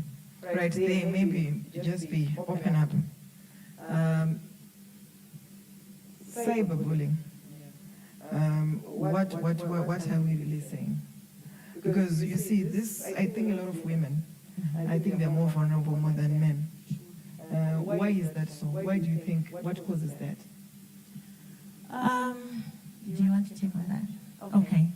I feel kuti cyberbullying in a way apa kuti mangoma influencers or maybe vanhu pa internet because munhu wesango pa internet anofila kunge madam boss vari kumuvhairira madam boss vari kuita zvinhu zvakawanda, but sometimes tichitovharidzira namo kunzoko zvinhu zvinenge zvakaoma. And then the other thing is, sorry, apana mutemo unoti protector isusu kana uripo handisandauona zvangu wokuti munhu akangotanga kutuka madam boss. I believe nebrand rangu inini, I don't feel like pane munhu anokwanisa kungosumudza foni achingotuka Madam Boss. So pasina kana maminutes kana mahours ndofanira kungosumudza foni ndotouya kumaoffice and then ndoprotectwa. And vanhu vazhinji vari muno muZimbabwe vanotituka, even vari kunze kwenyika. Panofanira kuita mutemo wokuti haafaniri kutosumudza muromo wake kutaura kuti Madam Boss neinformation yaasingazivi. So panofanira kunyeverwa pasocial media. How have you managed that? Inini as a brand, to be honest, I've got a team calm down because background but I always try to protect my brand because ndorinisa chikafu patable. So ndakabudawo ndichidzosera ndichitukana nevanhu, to be honest, zvinoita kuti upenyu chaiwo tisaende kumberi. So I ignore, but deep inside zvinenge zvichindirwadza. You find kuti ndosaka tichizova nemadepression nekuti information yacho inenge ichitaurwa unenge wakagara mumba mako uri wega uchiona munhu akabata foni yake achitaura information yekuti unoti azviwana kupi. So I think we need mutemo unosungirira vanhu vanotibhula pasocial media. Yes, Terry, you want to say something? Yeah, I just wanted to add on, Kuti, what happened to love? I don't know how it fits into this whole equation, but I don't know if there could be a law that really protects us, because the world is really harsh out there. Obviously, I can't control what you say about me because people have different perspectives. If and people can say 20,000 different things because it's based on how they think personally. But I just wish if we could go back to a place of love as a nation. I've been to Nigeria. I've seen how creators come together. Maybe if we start by bringing, I saw my chairman here, he's here, Honorable, the Zimbabwe Young Influencers Hub. They've created even, what I love about ZYI is they've created a hub for us to come and talk about these things, what's troubling us. I remember the last time you engaged we had a seminar for cyberbullying. My issue is, if we could have a hub for influencers, even have counseling, because we go through a lot, to be honest. And then we're told not to say anything because the more you respond. I remember a few months ago, I posted something about women being empowered, and then the next thing, there were 10,000 comments of people saying different things that were very harshful and hurtful. But I was just out there, just trying to get the young girl to work on themselves. So, you find that our voices are limited, but the whole point of social media is to give us a platform to stand up for each other, to work together, to motivate each other, to better ourselves each and every day. So if Honorable Minister, if you could, I don't know, protect us somehow, but also as influencers and as Zimbabwe in general, let's stand together for each other. Let's try and understand each other. Before you write that comment, before you say anything to the next person, make sure you really know and you have information to back that up. I think Zimbabwe would be a better nation. I've been to Nigeria, like I was saying, one influencer post, they're all there, they're supporting. If Madam Boss posts, I'm there, I'm seconding what she's saying. But we don't have that hub, or maybe we don't have that, gatherings cost money. If we could have a certain,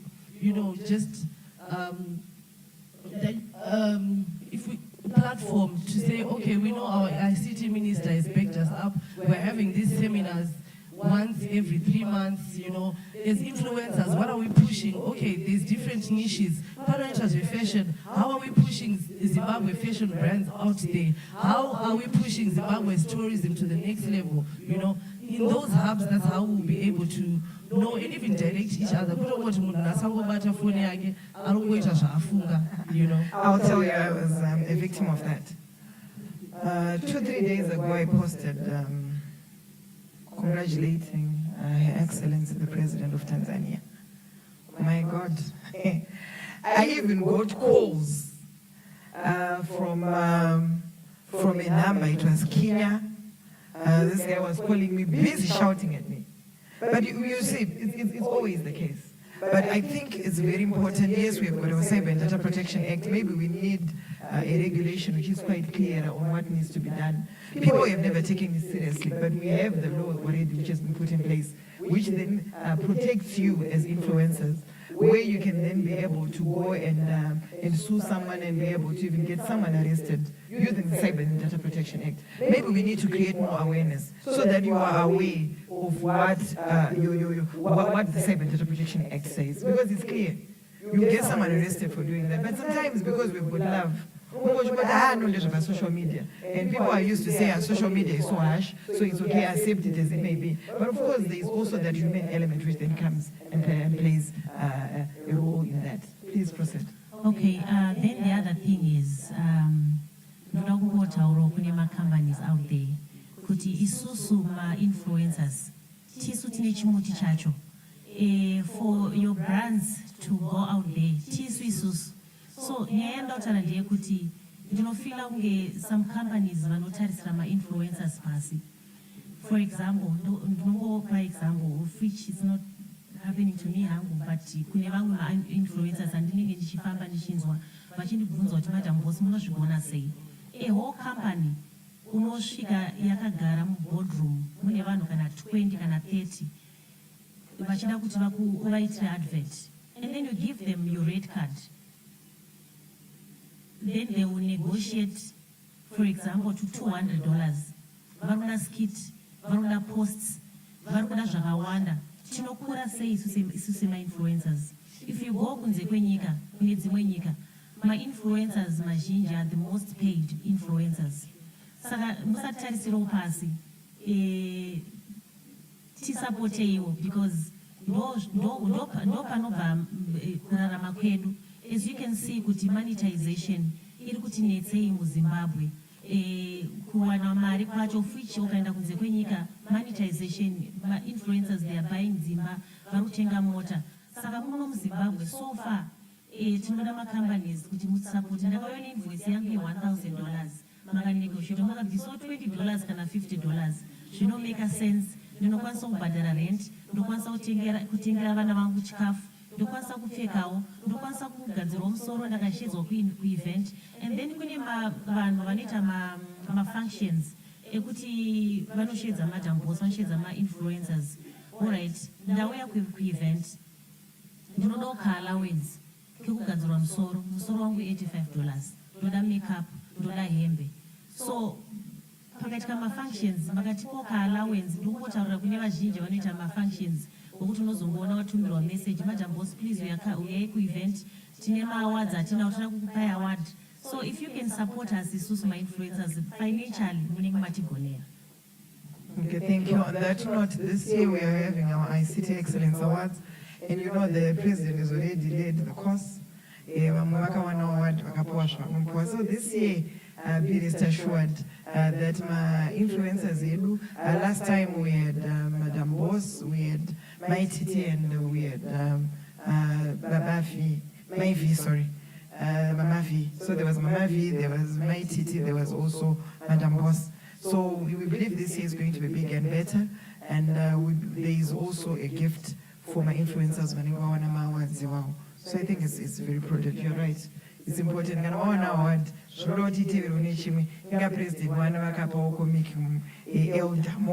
imagine. Of course, that's already it's a precedent which has been set. So we believe that's what we're supposed to do. We're supposed to promote our influencers. Yeah, I think that's it. Any concluding remarks so that we can continue our conversation? Even if you're going to leave us, we'll still continue. Yes. Okay, Honorable, thank you so much for inviting me.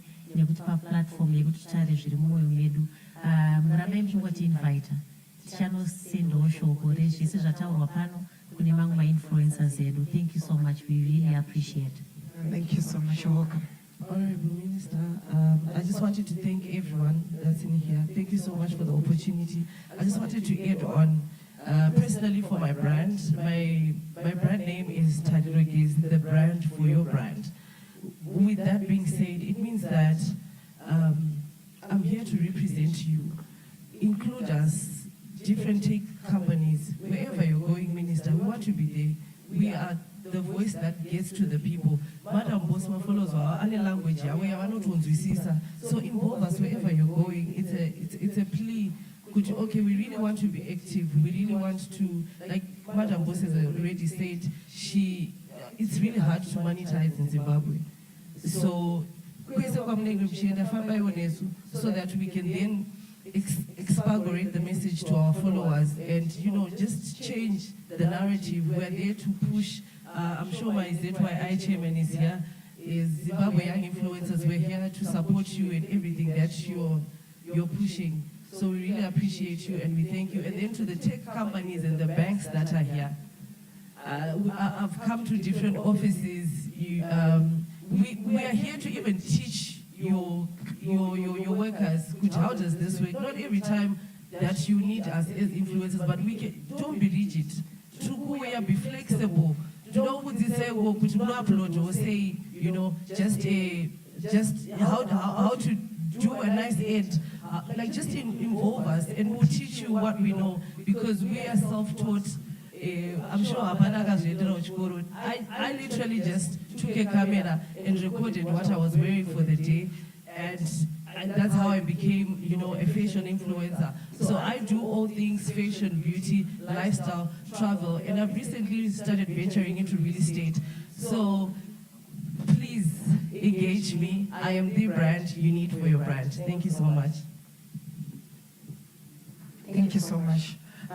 Thank you all. Let's clap for them as they sit and take their seats. And yeah, thank you very much for coming. Maybe a group photo. Yes, we have got the men also going to be coming. We have got Nijo.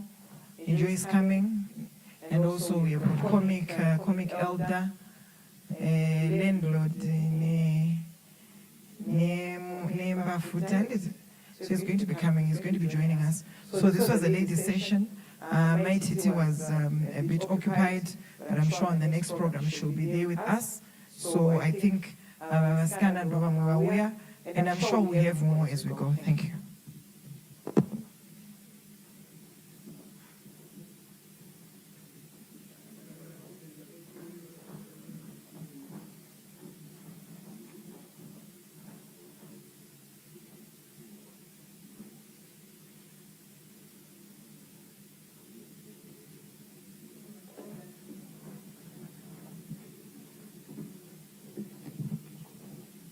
Okay, so Buddhist foot as always coming. So yeah, thank you very much, ladies, for coming. We'll wait for the session and there is if we can. But I think that's my issues about Taura are very pertinent. The issue of data, the issue of commercialization, and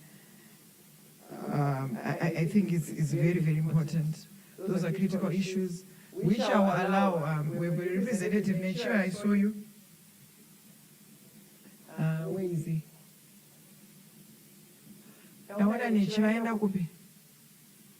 Where are you? Abuda.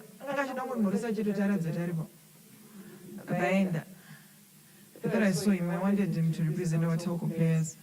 Anyone who is from our telco players? Anyone, there's the issue of the data. Maybe they need to tell us what needs to be done. There was the issue again about my MNVO, the law, so that they coexist with our telco players. So I think, that's it. So I think for now, I don't know if there are any burning issues which might need me before I go. Any other burning issues? Maybe honorable since. Yes. You want to have a second bite? Is there anyone else before we give him the opportunity, since there's now a second bite? Anyone who is, okay, you never spoke. Second bite, no. Wait a bit. Second bite, no, let's have new ideas and then we'll allow you for the second bite. Any other people that have got any submissions? Yes, please proceed, Doc. All right, in the Commissioner for Wadzing. Thank you, Honorable Minister, and good afternoon, colleagues. It's unfortunate, Honorable Minister, I had a concern with, I had two issues with the colleagues who were just sharing the socialites. the first issue, but I still believe that we can still guide each other and the other colleagues in the House. The first issue is that I have noted, Honorable Minister, with concern is that our socialites also we need a whole conversation on awareness and to build that resilience within our socialites. It's a profession, it's an industry on its own that have also developed because of the coming in of emerging technologies, the shift in the way that people perceive and accept information. So we need to also bring a conversation about the Cyber and Data Protection Act, SI 155/2024, to socialites and those who would have that passion to venture into that industry so that they really know that they are well protected. But I think what lacks then is, do they know what to do when cyberbullying takes precedence? Do they know where to get an ear, and does the ear ever exist? There have been quite various concerns. You remember, Honorable Minister, in previous conversations that we always engage on to say, the instruments are there administratively, but are we able to enforce practically on the ground? Colleagues can agree with me here that, and I want to believe that in future conversations, our hosts, we need to have members from the Zimbabwe Public Police. At the end of the day, this will be criminalized. What was the regulator? They don't have arresting powers. They can only facilitate mediation. The Zimbabwe Republic Police have the arresting powers in terms of the Constitution, and their mandate is defined within their statutes. But then, they are not part of this conversation. These are real issues that are making technology unsustainable within our communities. We need to criminalize where it is necessary. If we could have, like what we did last time when we had a conversation at Rainbow Towers, the commissioner speaker of the police was there. They now see where to bridge the gap, where to operationalize the Data Protection Act. How do we also capacitate our policing agencies, the law enforcement agencies, in terms of their capabilities to interpret the Cyber and Data Protection Act in reality as they interface with practical issues on the ground? That is the first issue of concern, Honorable Minister. The second issue of concern is that I wanted to raise to the socialites, I want to refer the House to the case of Peppa Pig, those who are interested in literature or ethical issues of emerging technologies. Families, parents in the European communities were reported to be suing Peppa Pig because it was radicalizing their children. It was making children believe that they have to grow as stubborn babies who are independent and they can divorce themselves away from their parents right at their tender stages. Then we look at that and say, is this the manner that we want to upbring our communities? We have a culture to preserve. We have values, we have principles that we uphold as a Zimbabwean people. How do we preserve our good selves and migrate that culture, that behavior to our own children as we outbring them? So the issue of ethics is very fundamental in as far as we want to protect the business of the socialites, because there is negative influence that comes from their activities, especially when they lack verification before they represent a brand. It's common knowledge on the public arena that we have suffered, the nation has suffered through e-creator. Quite a number of individuals invested and they lost it.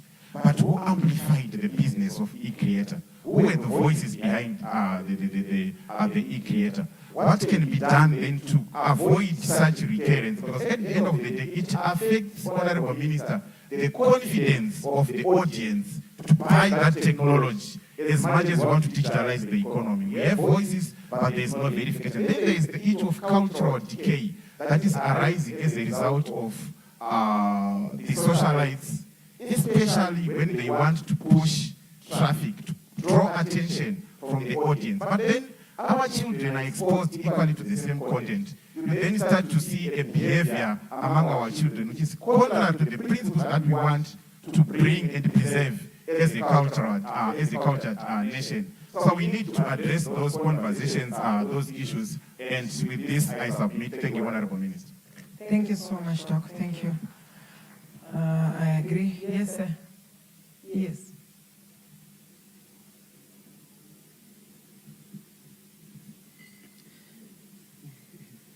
All right, thank you, Honorable Minister. My name is Engineer Mapusa. I'm from HIT, Director in the Innovation Hub. I just want to respond to the previous speaker who said Zimbabwe is full of thunderheads. I totally disagree, 100%. Myself coming from academia, I have seen so many brilliant minds leaving Zimbabwe. Those we have mentored. I've got several students who are working for Google, who are working for Facebook. We have come from it. So the issue is, I think the Deputy Governor was here, the issue of funding. Is academia, we really need funding. If you do research, you will see that Zimbabwe it doesn't invest much in R&D. The biggest investor is US, China, Germany, Japan. In Africa, the whole of Africa, we don't match the R&D for our state is even big. Japan only, the whole of Africa, we don't have research grants to allow us to retain, to develop talent and as well to retain talent. So I totally disagree. At HIT we have got so many innovations that we have done. We have developed several systems. One of them, my favorite, which is key to which I want to interest the minister with, is Darama ERP. Darama ERP, it's a financial management system. Which is replacing SAP in parastatals.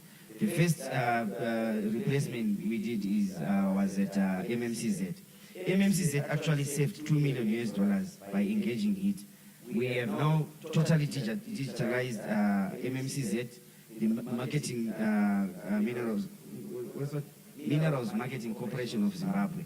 The selling of minerals in Zimbabwe is now being managed in Darama. And we have replaced SAP. We now own our data, like Doc was saying. We really need to own the data. And also, I was doing my research. SAP wants to go cloud. By 2027, everyone should be using HANA 4. And now our government is using SAP, which means all the data that we have in Zimbabwe will be residing in Germany, which is a very big risk for us. So we need to be strategic and see ahead and try to own our own systems. Like Doc was saying, we need to digitalize our own operations as government. So we have started with Ministry of Mines. So far we have developed what you call the minerals export permit management. Minerals were leaking in Zimbabwe through the permit that was being used is just a simple bond paper without any security features. So we have digitalized that and it's QR coded. It's being scanned at the border. No minerals are leaking. We have also, we're in the process of developing the national budgeting system for Ministry of Finance. We have also digitalized the police. We now have digitalized dockets. We are also in the process of digitalizing Ministry of Tourism, also Ministry of Local Government. So this is what we have done. We have also a prepaid water management system we call eTime, which is outside. I think you can pass by and see. We are now in the process. Brilliant initiative, well done, Thank you, Honorable. We are, next year we'll be manufacturing prepaid water meters at HIT. Well done. Yes, so the eTime is now live in Mutare. We have implemented in Mutare City. And people are now paying, buying tokens, just like how we do it with ZESA. So we have rolled that. We also have a chatbot we call Taurai Katsekera for councils. Contrary to what used to happen, where people would go to councils to inquire balances, you can do that with your chatbot. And also we have Musiama. I think I saw the videos going behind you. Musiama, you know, 90% of our economy is informal. we have developed a mobile application for vendors. So you can actually download it on Google Play. You can then digitalize that your operations and do what is called embedded lending. We have integrated with banks so that banks can actually see what informal sector is doing and then give loans informed by their operations. So we are not dunderheads. We are not dunderheads. We are very sharp. Thank you. Thank you so much. Okay, fine. Good. Any other people so that I can sit down? I've been standing for a very long time. Yes, sir. Yes. The ones 1 second bites, I wish it's just gaga because we gave you an opportune time before. Yes, sir. Thank you, Honorable Minister. My name is Heidi Bomani. I'm into education. We supply some things in some schools. I'd like to first of all applaud HIT. I went to HIT at some other time and I saw a lot of things that they're doing, which I think is something which should be applauded. But I wanted to say we have a problem in Zimbabwe, and this is not just in the ICT sector, but in a number of sectors, in that we overrate ourselves too much in a number of things, where we think that we are doing very well. I don't know in what comparison. Recently, I had an opportunity of starting a company in Uganda, a country that probably a number of people may not consider. And I saw the e-government system there, which was, I was quite surprised by the e-government system, by their e-government system in Uganda. Up to today, I don't even know any office where you submit documents. We did everything on the phone, and after I had been given a company registration number, somebody had to take those documents to those offices. Thereafter, we went to the bank to open a bank account, and I was told only to bring an ID and the registration number of my company. And I went to 2 different banks wanting to open an account, and they managed to open those bank accounts without asking any other document other than my ID and the registration number. This is just one of the examples in which I'm talking to people here who are in IT that we need to do much more. So I had the gentleman here about the issue of the data center. I think, personally, before we start thinking of having a data center which can be used by the region or which can be decentralized, we need to look at a data center which is fully functional, a data center which can work properly for Zimbabwe. There's a gentleman there who talked about the Gmail account. I've encountered that. Yesterday I was talking to somebody from PRAS.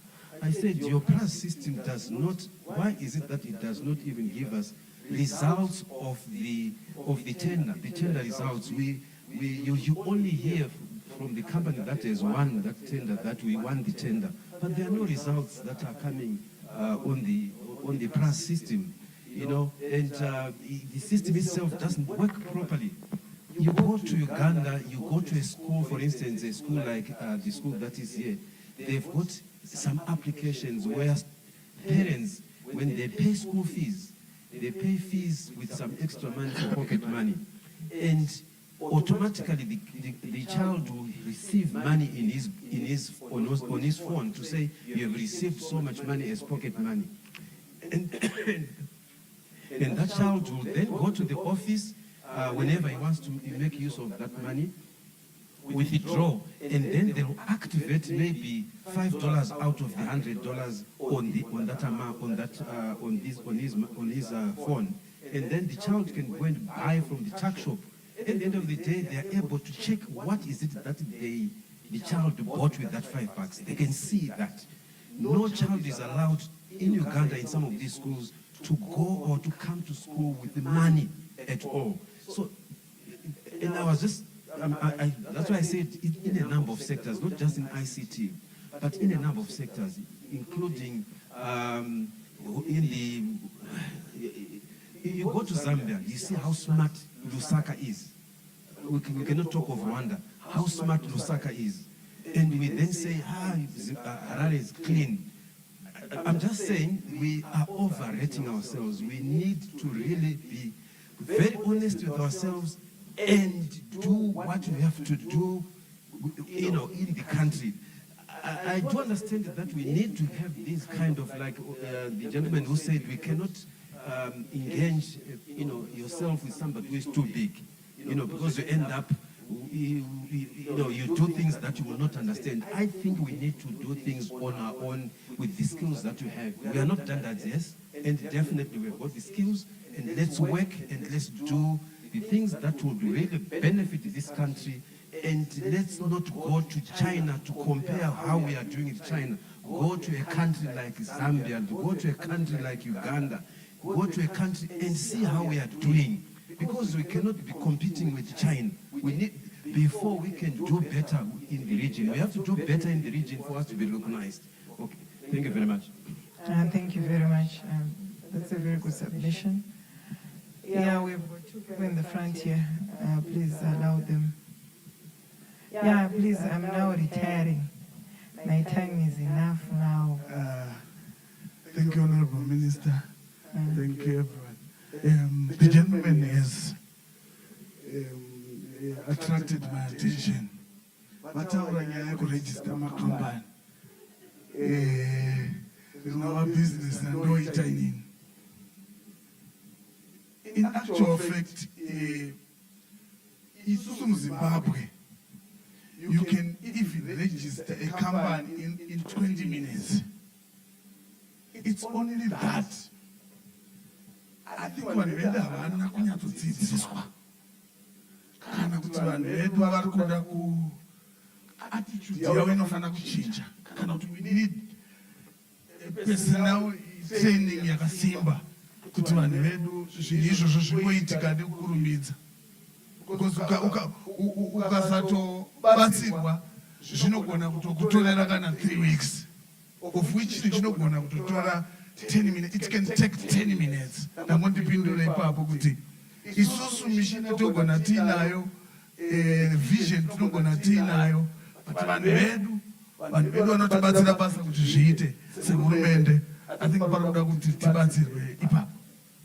Yes, ma'am. Thank you so much, Honorable Minister. My name is Yvonne Muchaka. I'm a journalist, and I'm running a platform called Smart Cities. One of the things that I'm looking at is how we can use AI in order to bring the service delivery that people need. And I think I want to agree with the gentleman who just spoke right now that we need to come up with smart systems that make the basic service delivery doable. And I want to highlight also Nyayema socialites and Rachataurwa. The reason my socialites, they are getting that, like they get followership because of the controversies that they push through or how they come onto the platform. Varipo vakapinda zviri smart, but vazhinji vacho vakapinda through sexualized messaging, which I think generally I've been trying to track what's on our digital platform. When you say sexualized, what do you mean? Because now you see, madam, does this also relate to men? Or you're only saying maybe it relates to women? Not necessarily, it can be both. They are also how? Sexualized messages. That's what I'm saying, how? Maybe elaborate. Kuti timataura mashoko acho mutaurirwo anoita sometimes it's the language that is used. Sometimes it's actually pornographic videos that leak of them and they get that attention. I think generally because our people, I've checked on WhatsApp channels right now. I was shocked with what I saw on those channels and the number of following that those particular platforms has. It's really amazing that Zimbabwe actually tops the digital spaces in terms of pornographic material, such kind of content. So what we also see is the issue of ethics coming on board, and it's not just the AI areas or IT areas, but it's the general attitude of our country. And it's being amplified, of course, by the rise of social media. So we need to actually go back to the roots to say, how do we create a system of a people that has got love? Ubuntu systems, how do we get people to talk in a proper way to each other? People now use social media because I can hide my identity. I can say whatever I want, however I want it, without people actually knowing. But anyway, I digress. My major issue is around the big data issues. Where is our data being stored? Yes, we've got all these systems that we have in place, but where is it actually housed? I heard someone talking German and stuff. I'm not an IT person. I don't understand much of the language, but I think if we're talking data protection, how even safe is our information, the information that the government actually has? Where is that data actually nestled? And then there's an issue here, satellite Zimbabwe.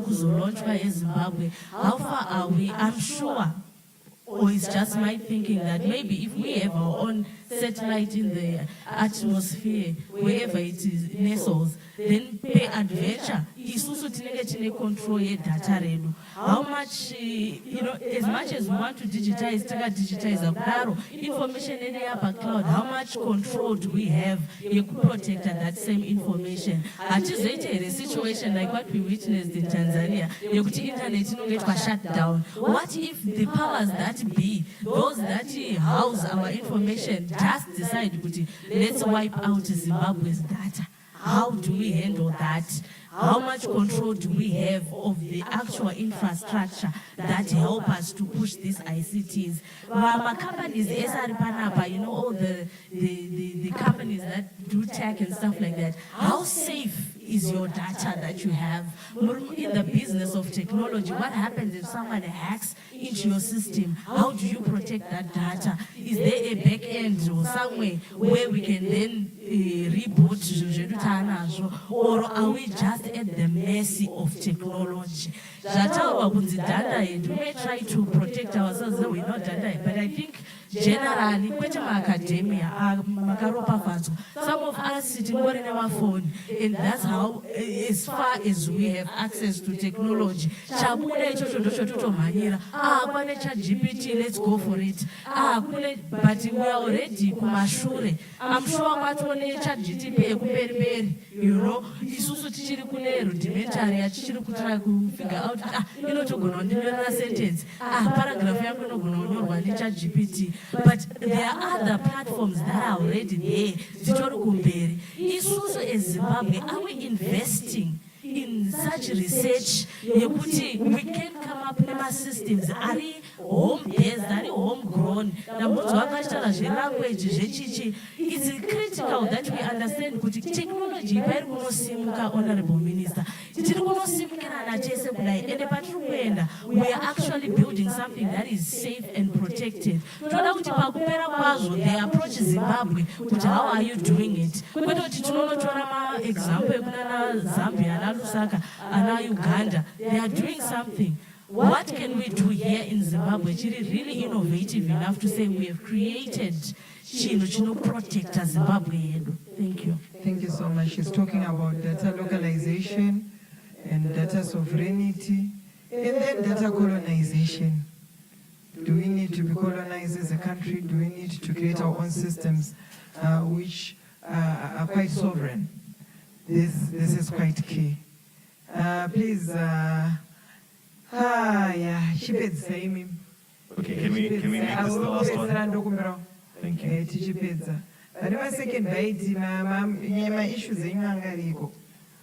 People have issues for you, Minister. So we'll make this one the last one.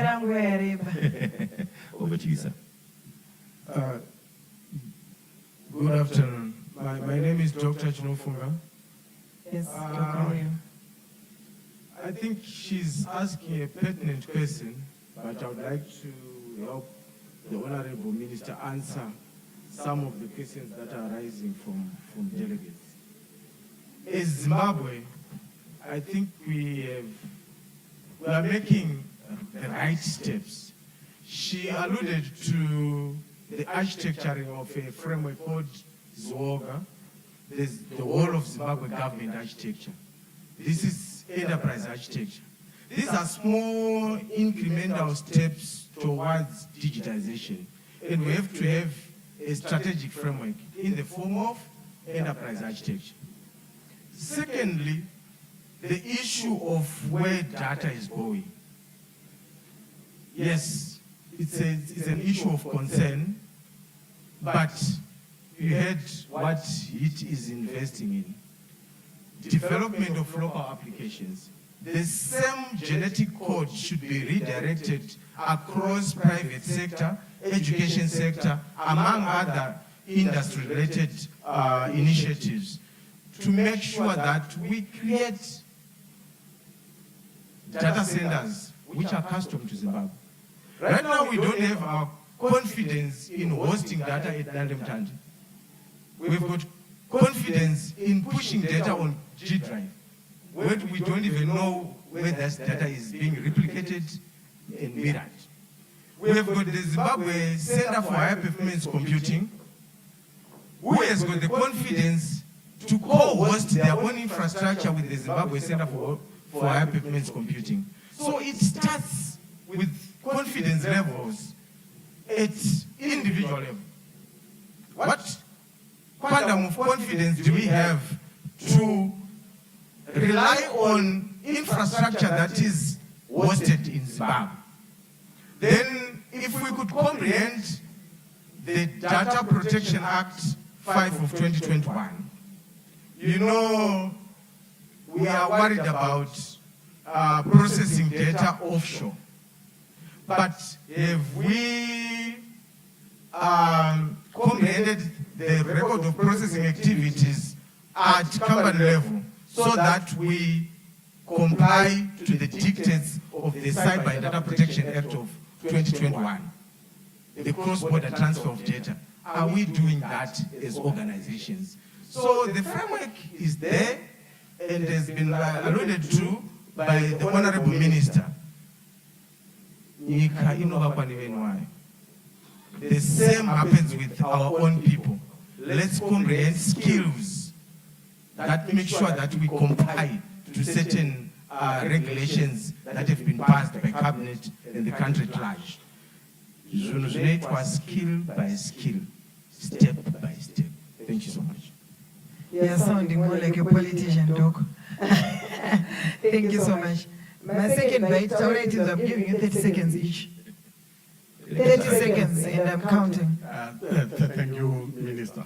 From socialize, I think one thing that they need to understand is you need to have experts around you. Can you negotiate a contract?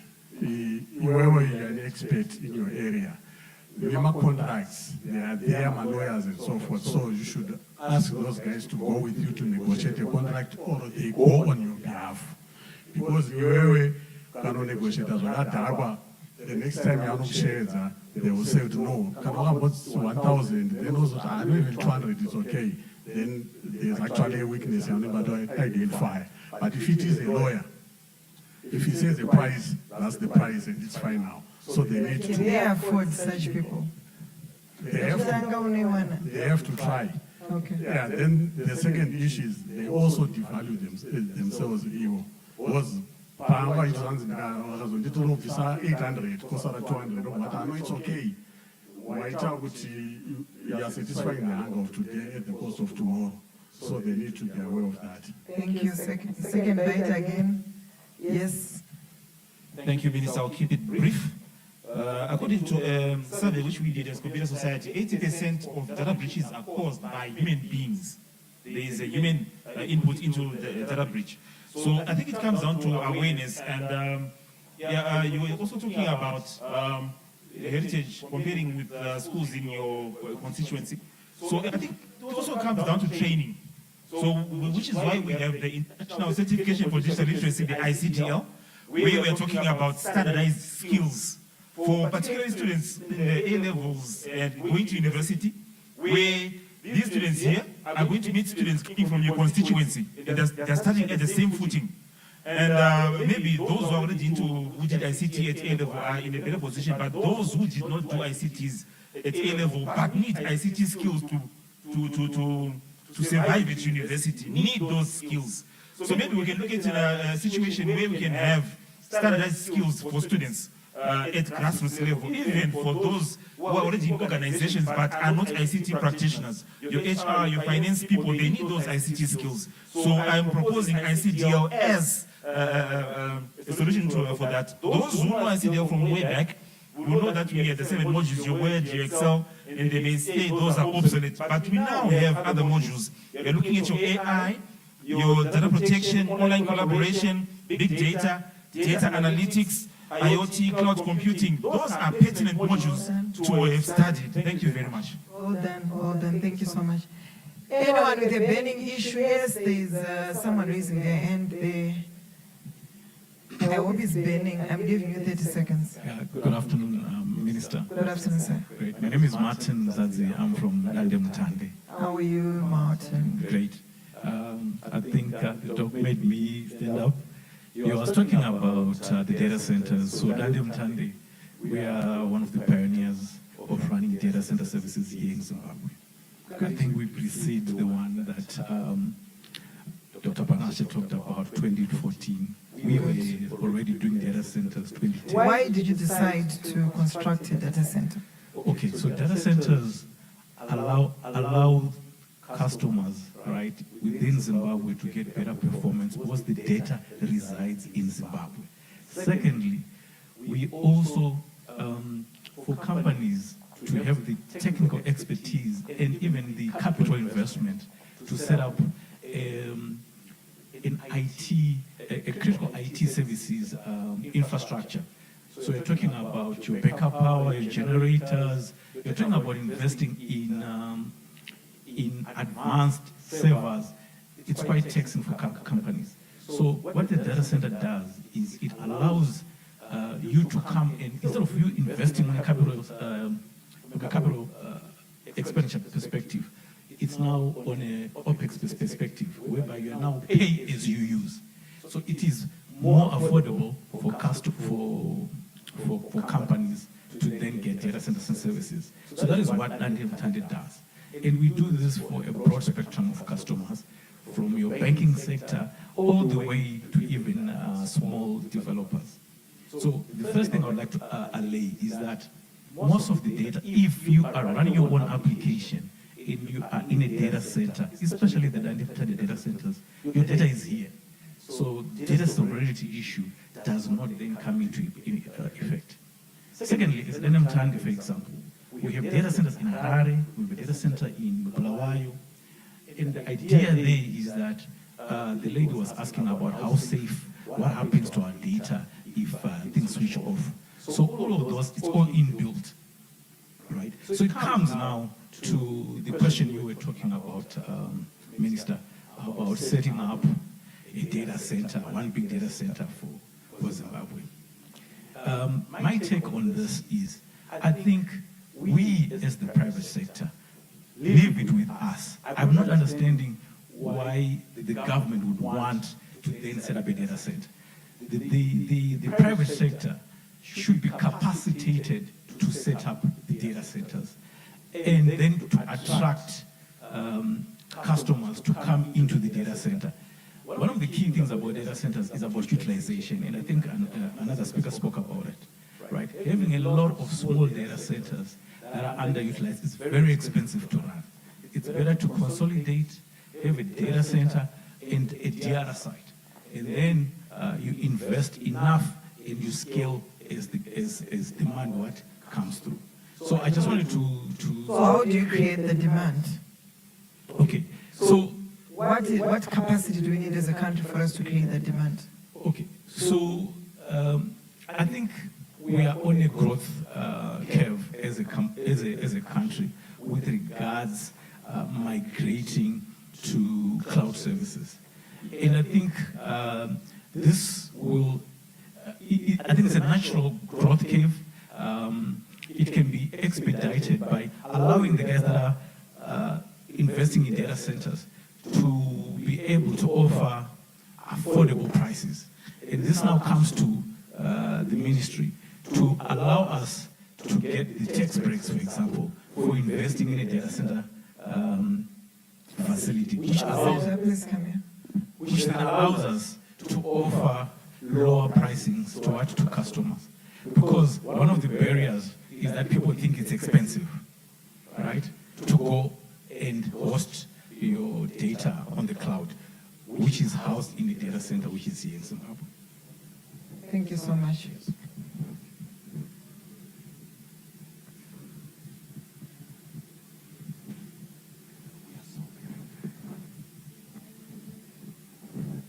Thank you very much. Any other submissions? Yes, the last two. Second bite, 30 seconds, please, sir. Minister conclude and I have got another commitment. Yes, sir. Thank you, Minister. 30 seconds. Second bite. Okay. A long list of consumer issues, which we're going to discuss maybe in a later panel. So I've just picked one which I'd like to give you as a takeaway. Could you kindly make sure that the regulator publishes the model that they use to approve tariffs for data? Data riri kudhura munyika. Taka-inspector matariffs avo ema-voice vanga vaine model yacho tikaiona voice tariff ikadzika.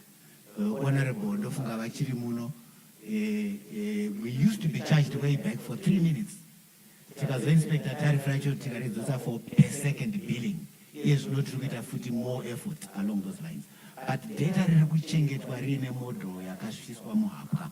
We need to see that model because data riri kudhura zviri unreasonable. Model iyoyo ngaibude pachena tione tigare pasi tiite analysis pamwe chete towirirana kuti this is fair. Thank you.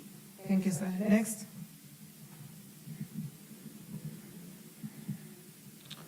Thank you, Honorable Minister. I'm so honored to have you here. Thank you so much. I'm also honored to have you here. I'm Tinotenda Katemba. I'm a student on attachment. So I heard people were saying that we need young intelligence in our IT sectors. And my concern is are the young talents involved, are the young intelligence involved in these discussions? For example, I can see those ones from the ghetto, those ones from students from Airport High. I can see we've got these youngsters, but I can tell from his accent, are the people who are kujecha knowing these things?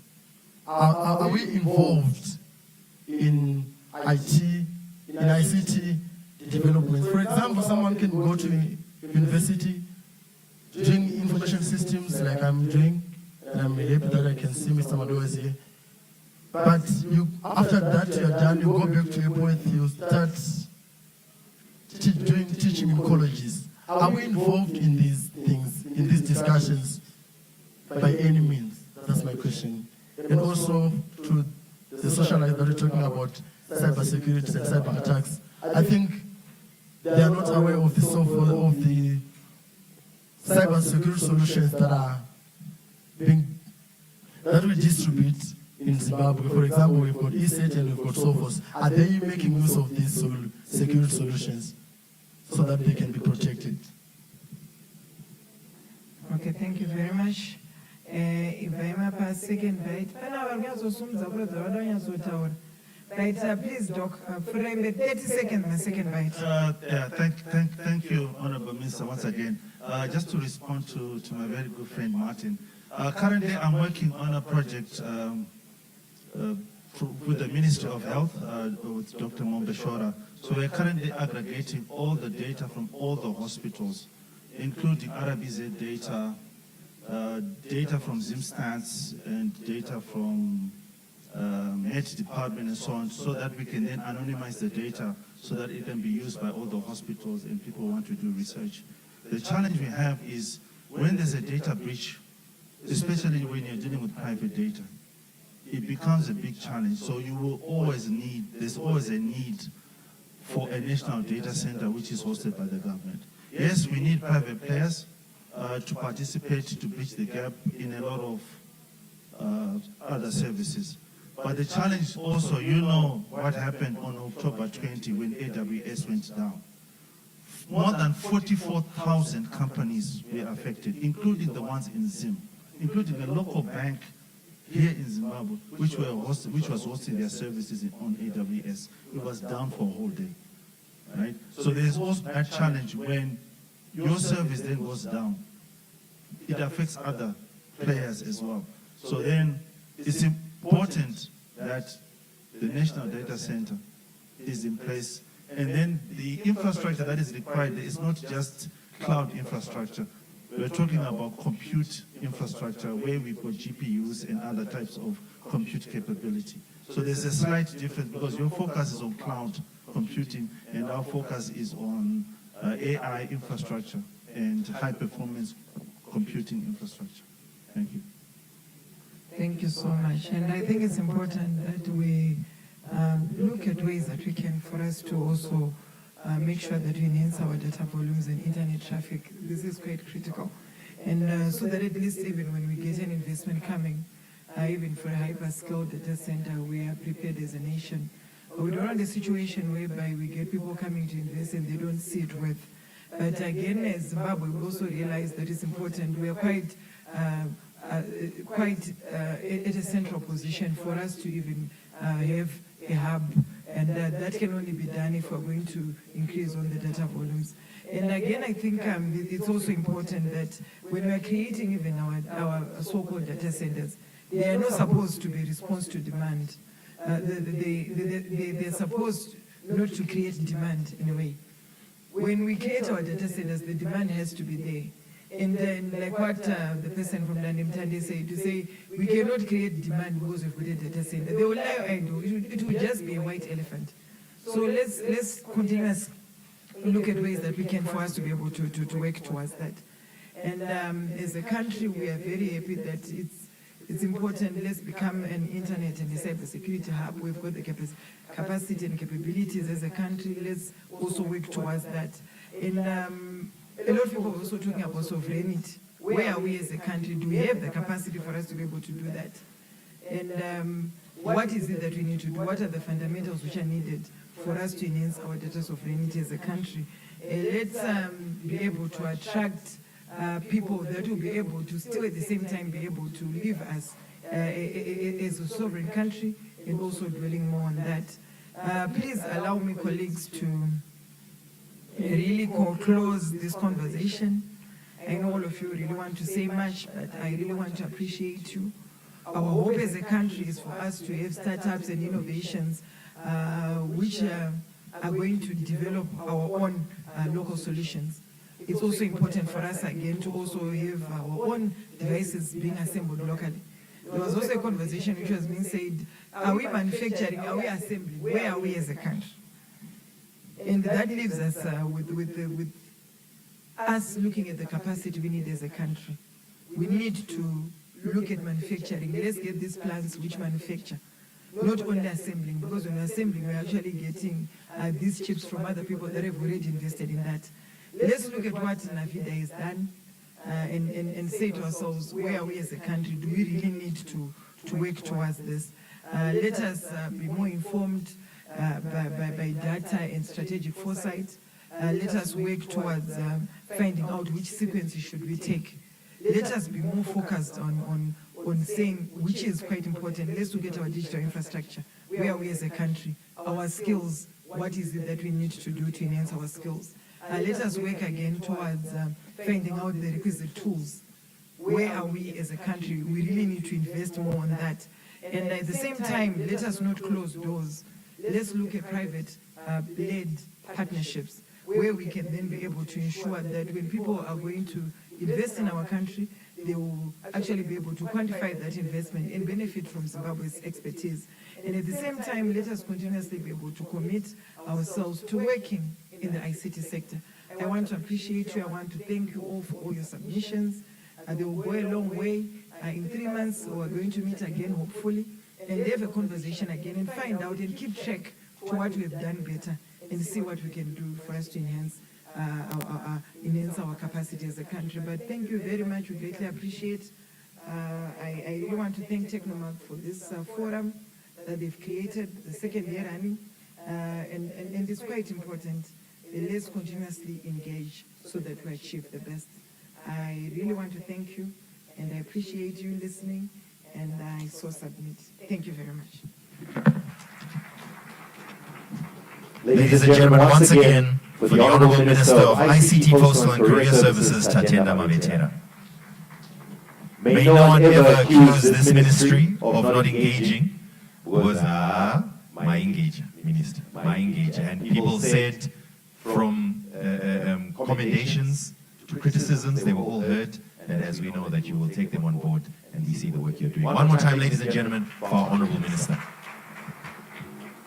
I'm sure many of you can smell lunch, but I need to squeeze one thing in quickly before we go for lunch. I'm sure we're going to switch the formal program. I'm sure we're going to. But just very quickly, allow me to welcome onto the platform a CEO who is making a big difference in the world of technology here in Zimbabwe. Just allow me to welcome Mr. Samuel Imairo, who is the CEO of Fora Group, a director for ZB Financial Holdings. He's on our radar from when he was just young, 15 years old. He started working on a securities exchange. At 17, he dropped out of school, and he automated the Zimbabwe Stock Exchange. And since then, it's been from strength to strength. He's managing literally millions to billions of dollars. So please, ladies and gentlemen, put your hands together for the CEO of Fora Group, Mr. Samuel Imairo. I won't be more than 5 minutes. Yeah.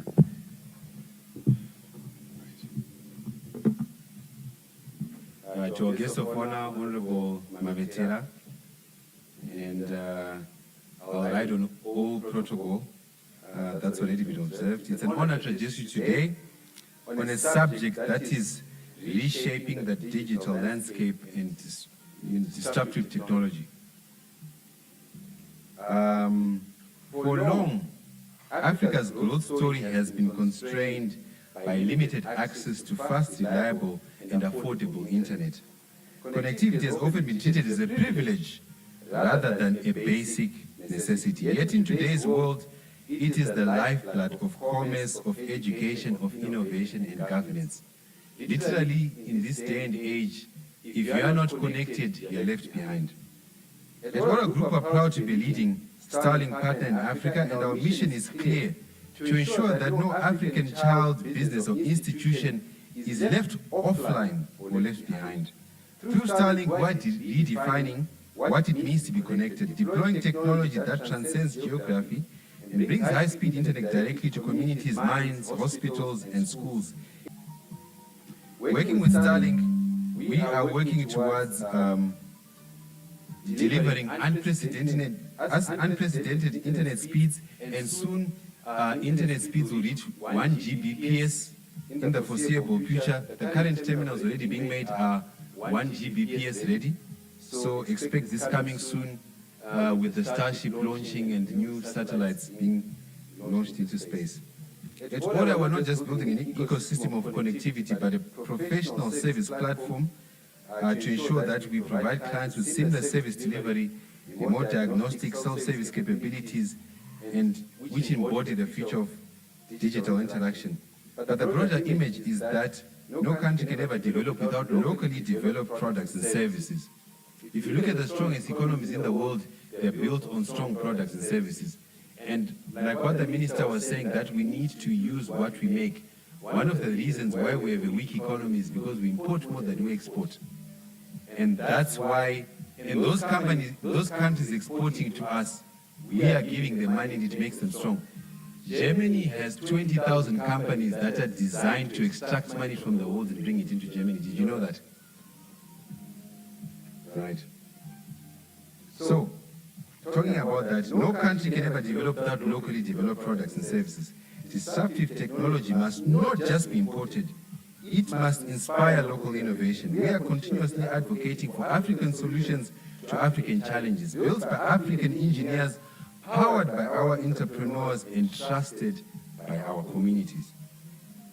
As we look into the future, we envision an Africa where digital connectivity becomes the great equalizer, not the great divider, where technology does not disrupt lives negatively, but disrupts limitations, unleashing creativity, efficiency, and prosperity. Ladies and gentlemen, the next decade belongs to those who can connect, adapt, and innovate. And through partnerships like ours with Starlink, we are determined to ensure that Africa is not a passive consumer of technology, but a driver of the next wave of digital transformation. I thank you all. As promised, short and sweet. Thank you very much. One more time, ladies and gentlemen, for one of the maverick CEOs we have in the country, Mr. Samuel Di Maio. I can tell by the enthusiasm of the applause that there is hunger settling in the belly, so allow me to release you all for lunch. We are, of course, going to continue our elaborations and discussions immediately afterwards. Lunch will be served upstairs, so please can we have our ushers to assist, please, with our guests to be able to also go get lunch, and you may also follow. You will find that you have our attendants and ushers standing by the entrance to the upstairs, and they will lead you to be able to take your lunch. Okay, so ladies and gentlemen, lunch was scheduled to be an hour long. Allow me to cut it by 15 minutes. So we come back at 3 o'clock. Are we happy with that? Don't hate me. You're the ones asking questions. All right, we'll be back at 3 o'clock to continue our discussions. Thank you very much, ladies and gentlemen.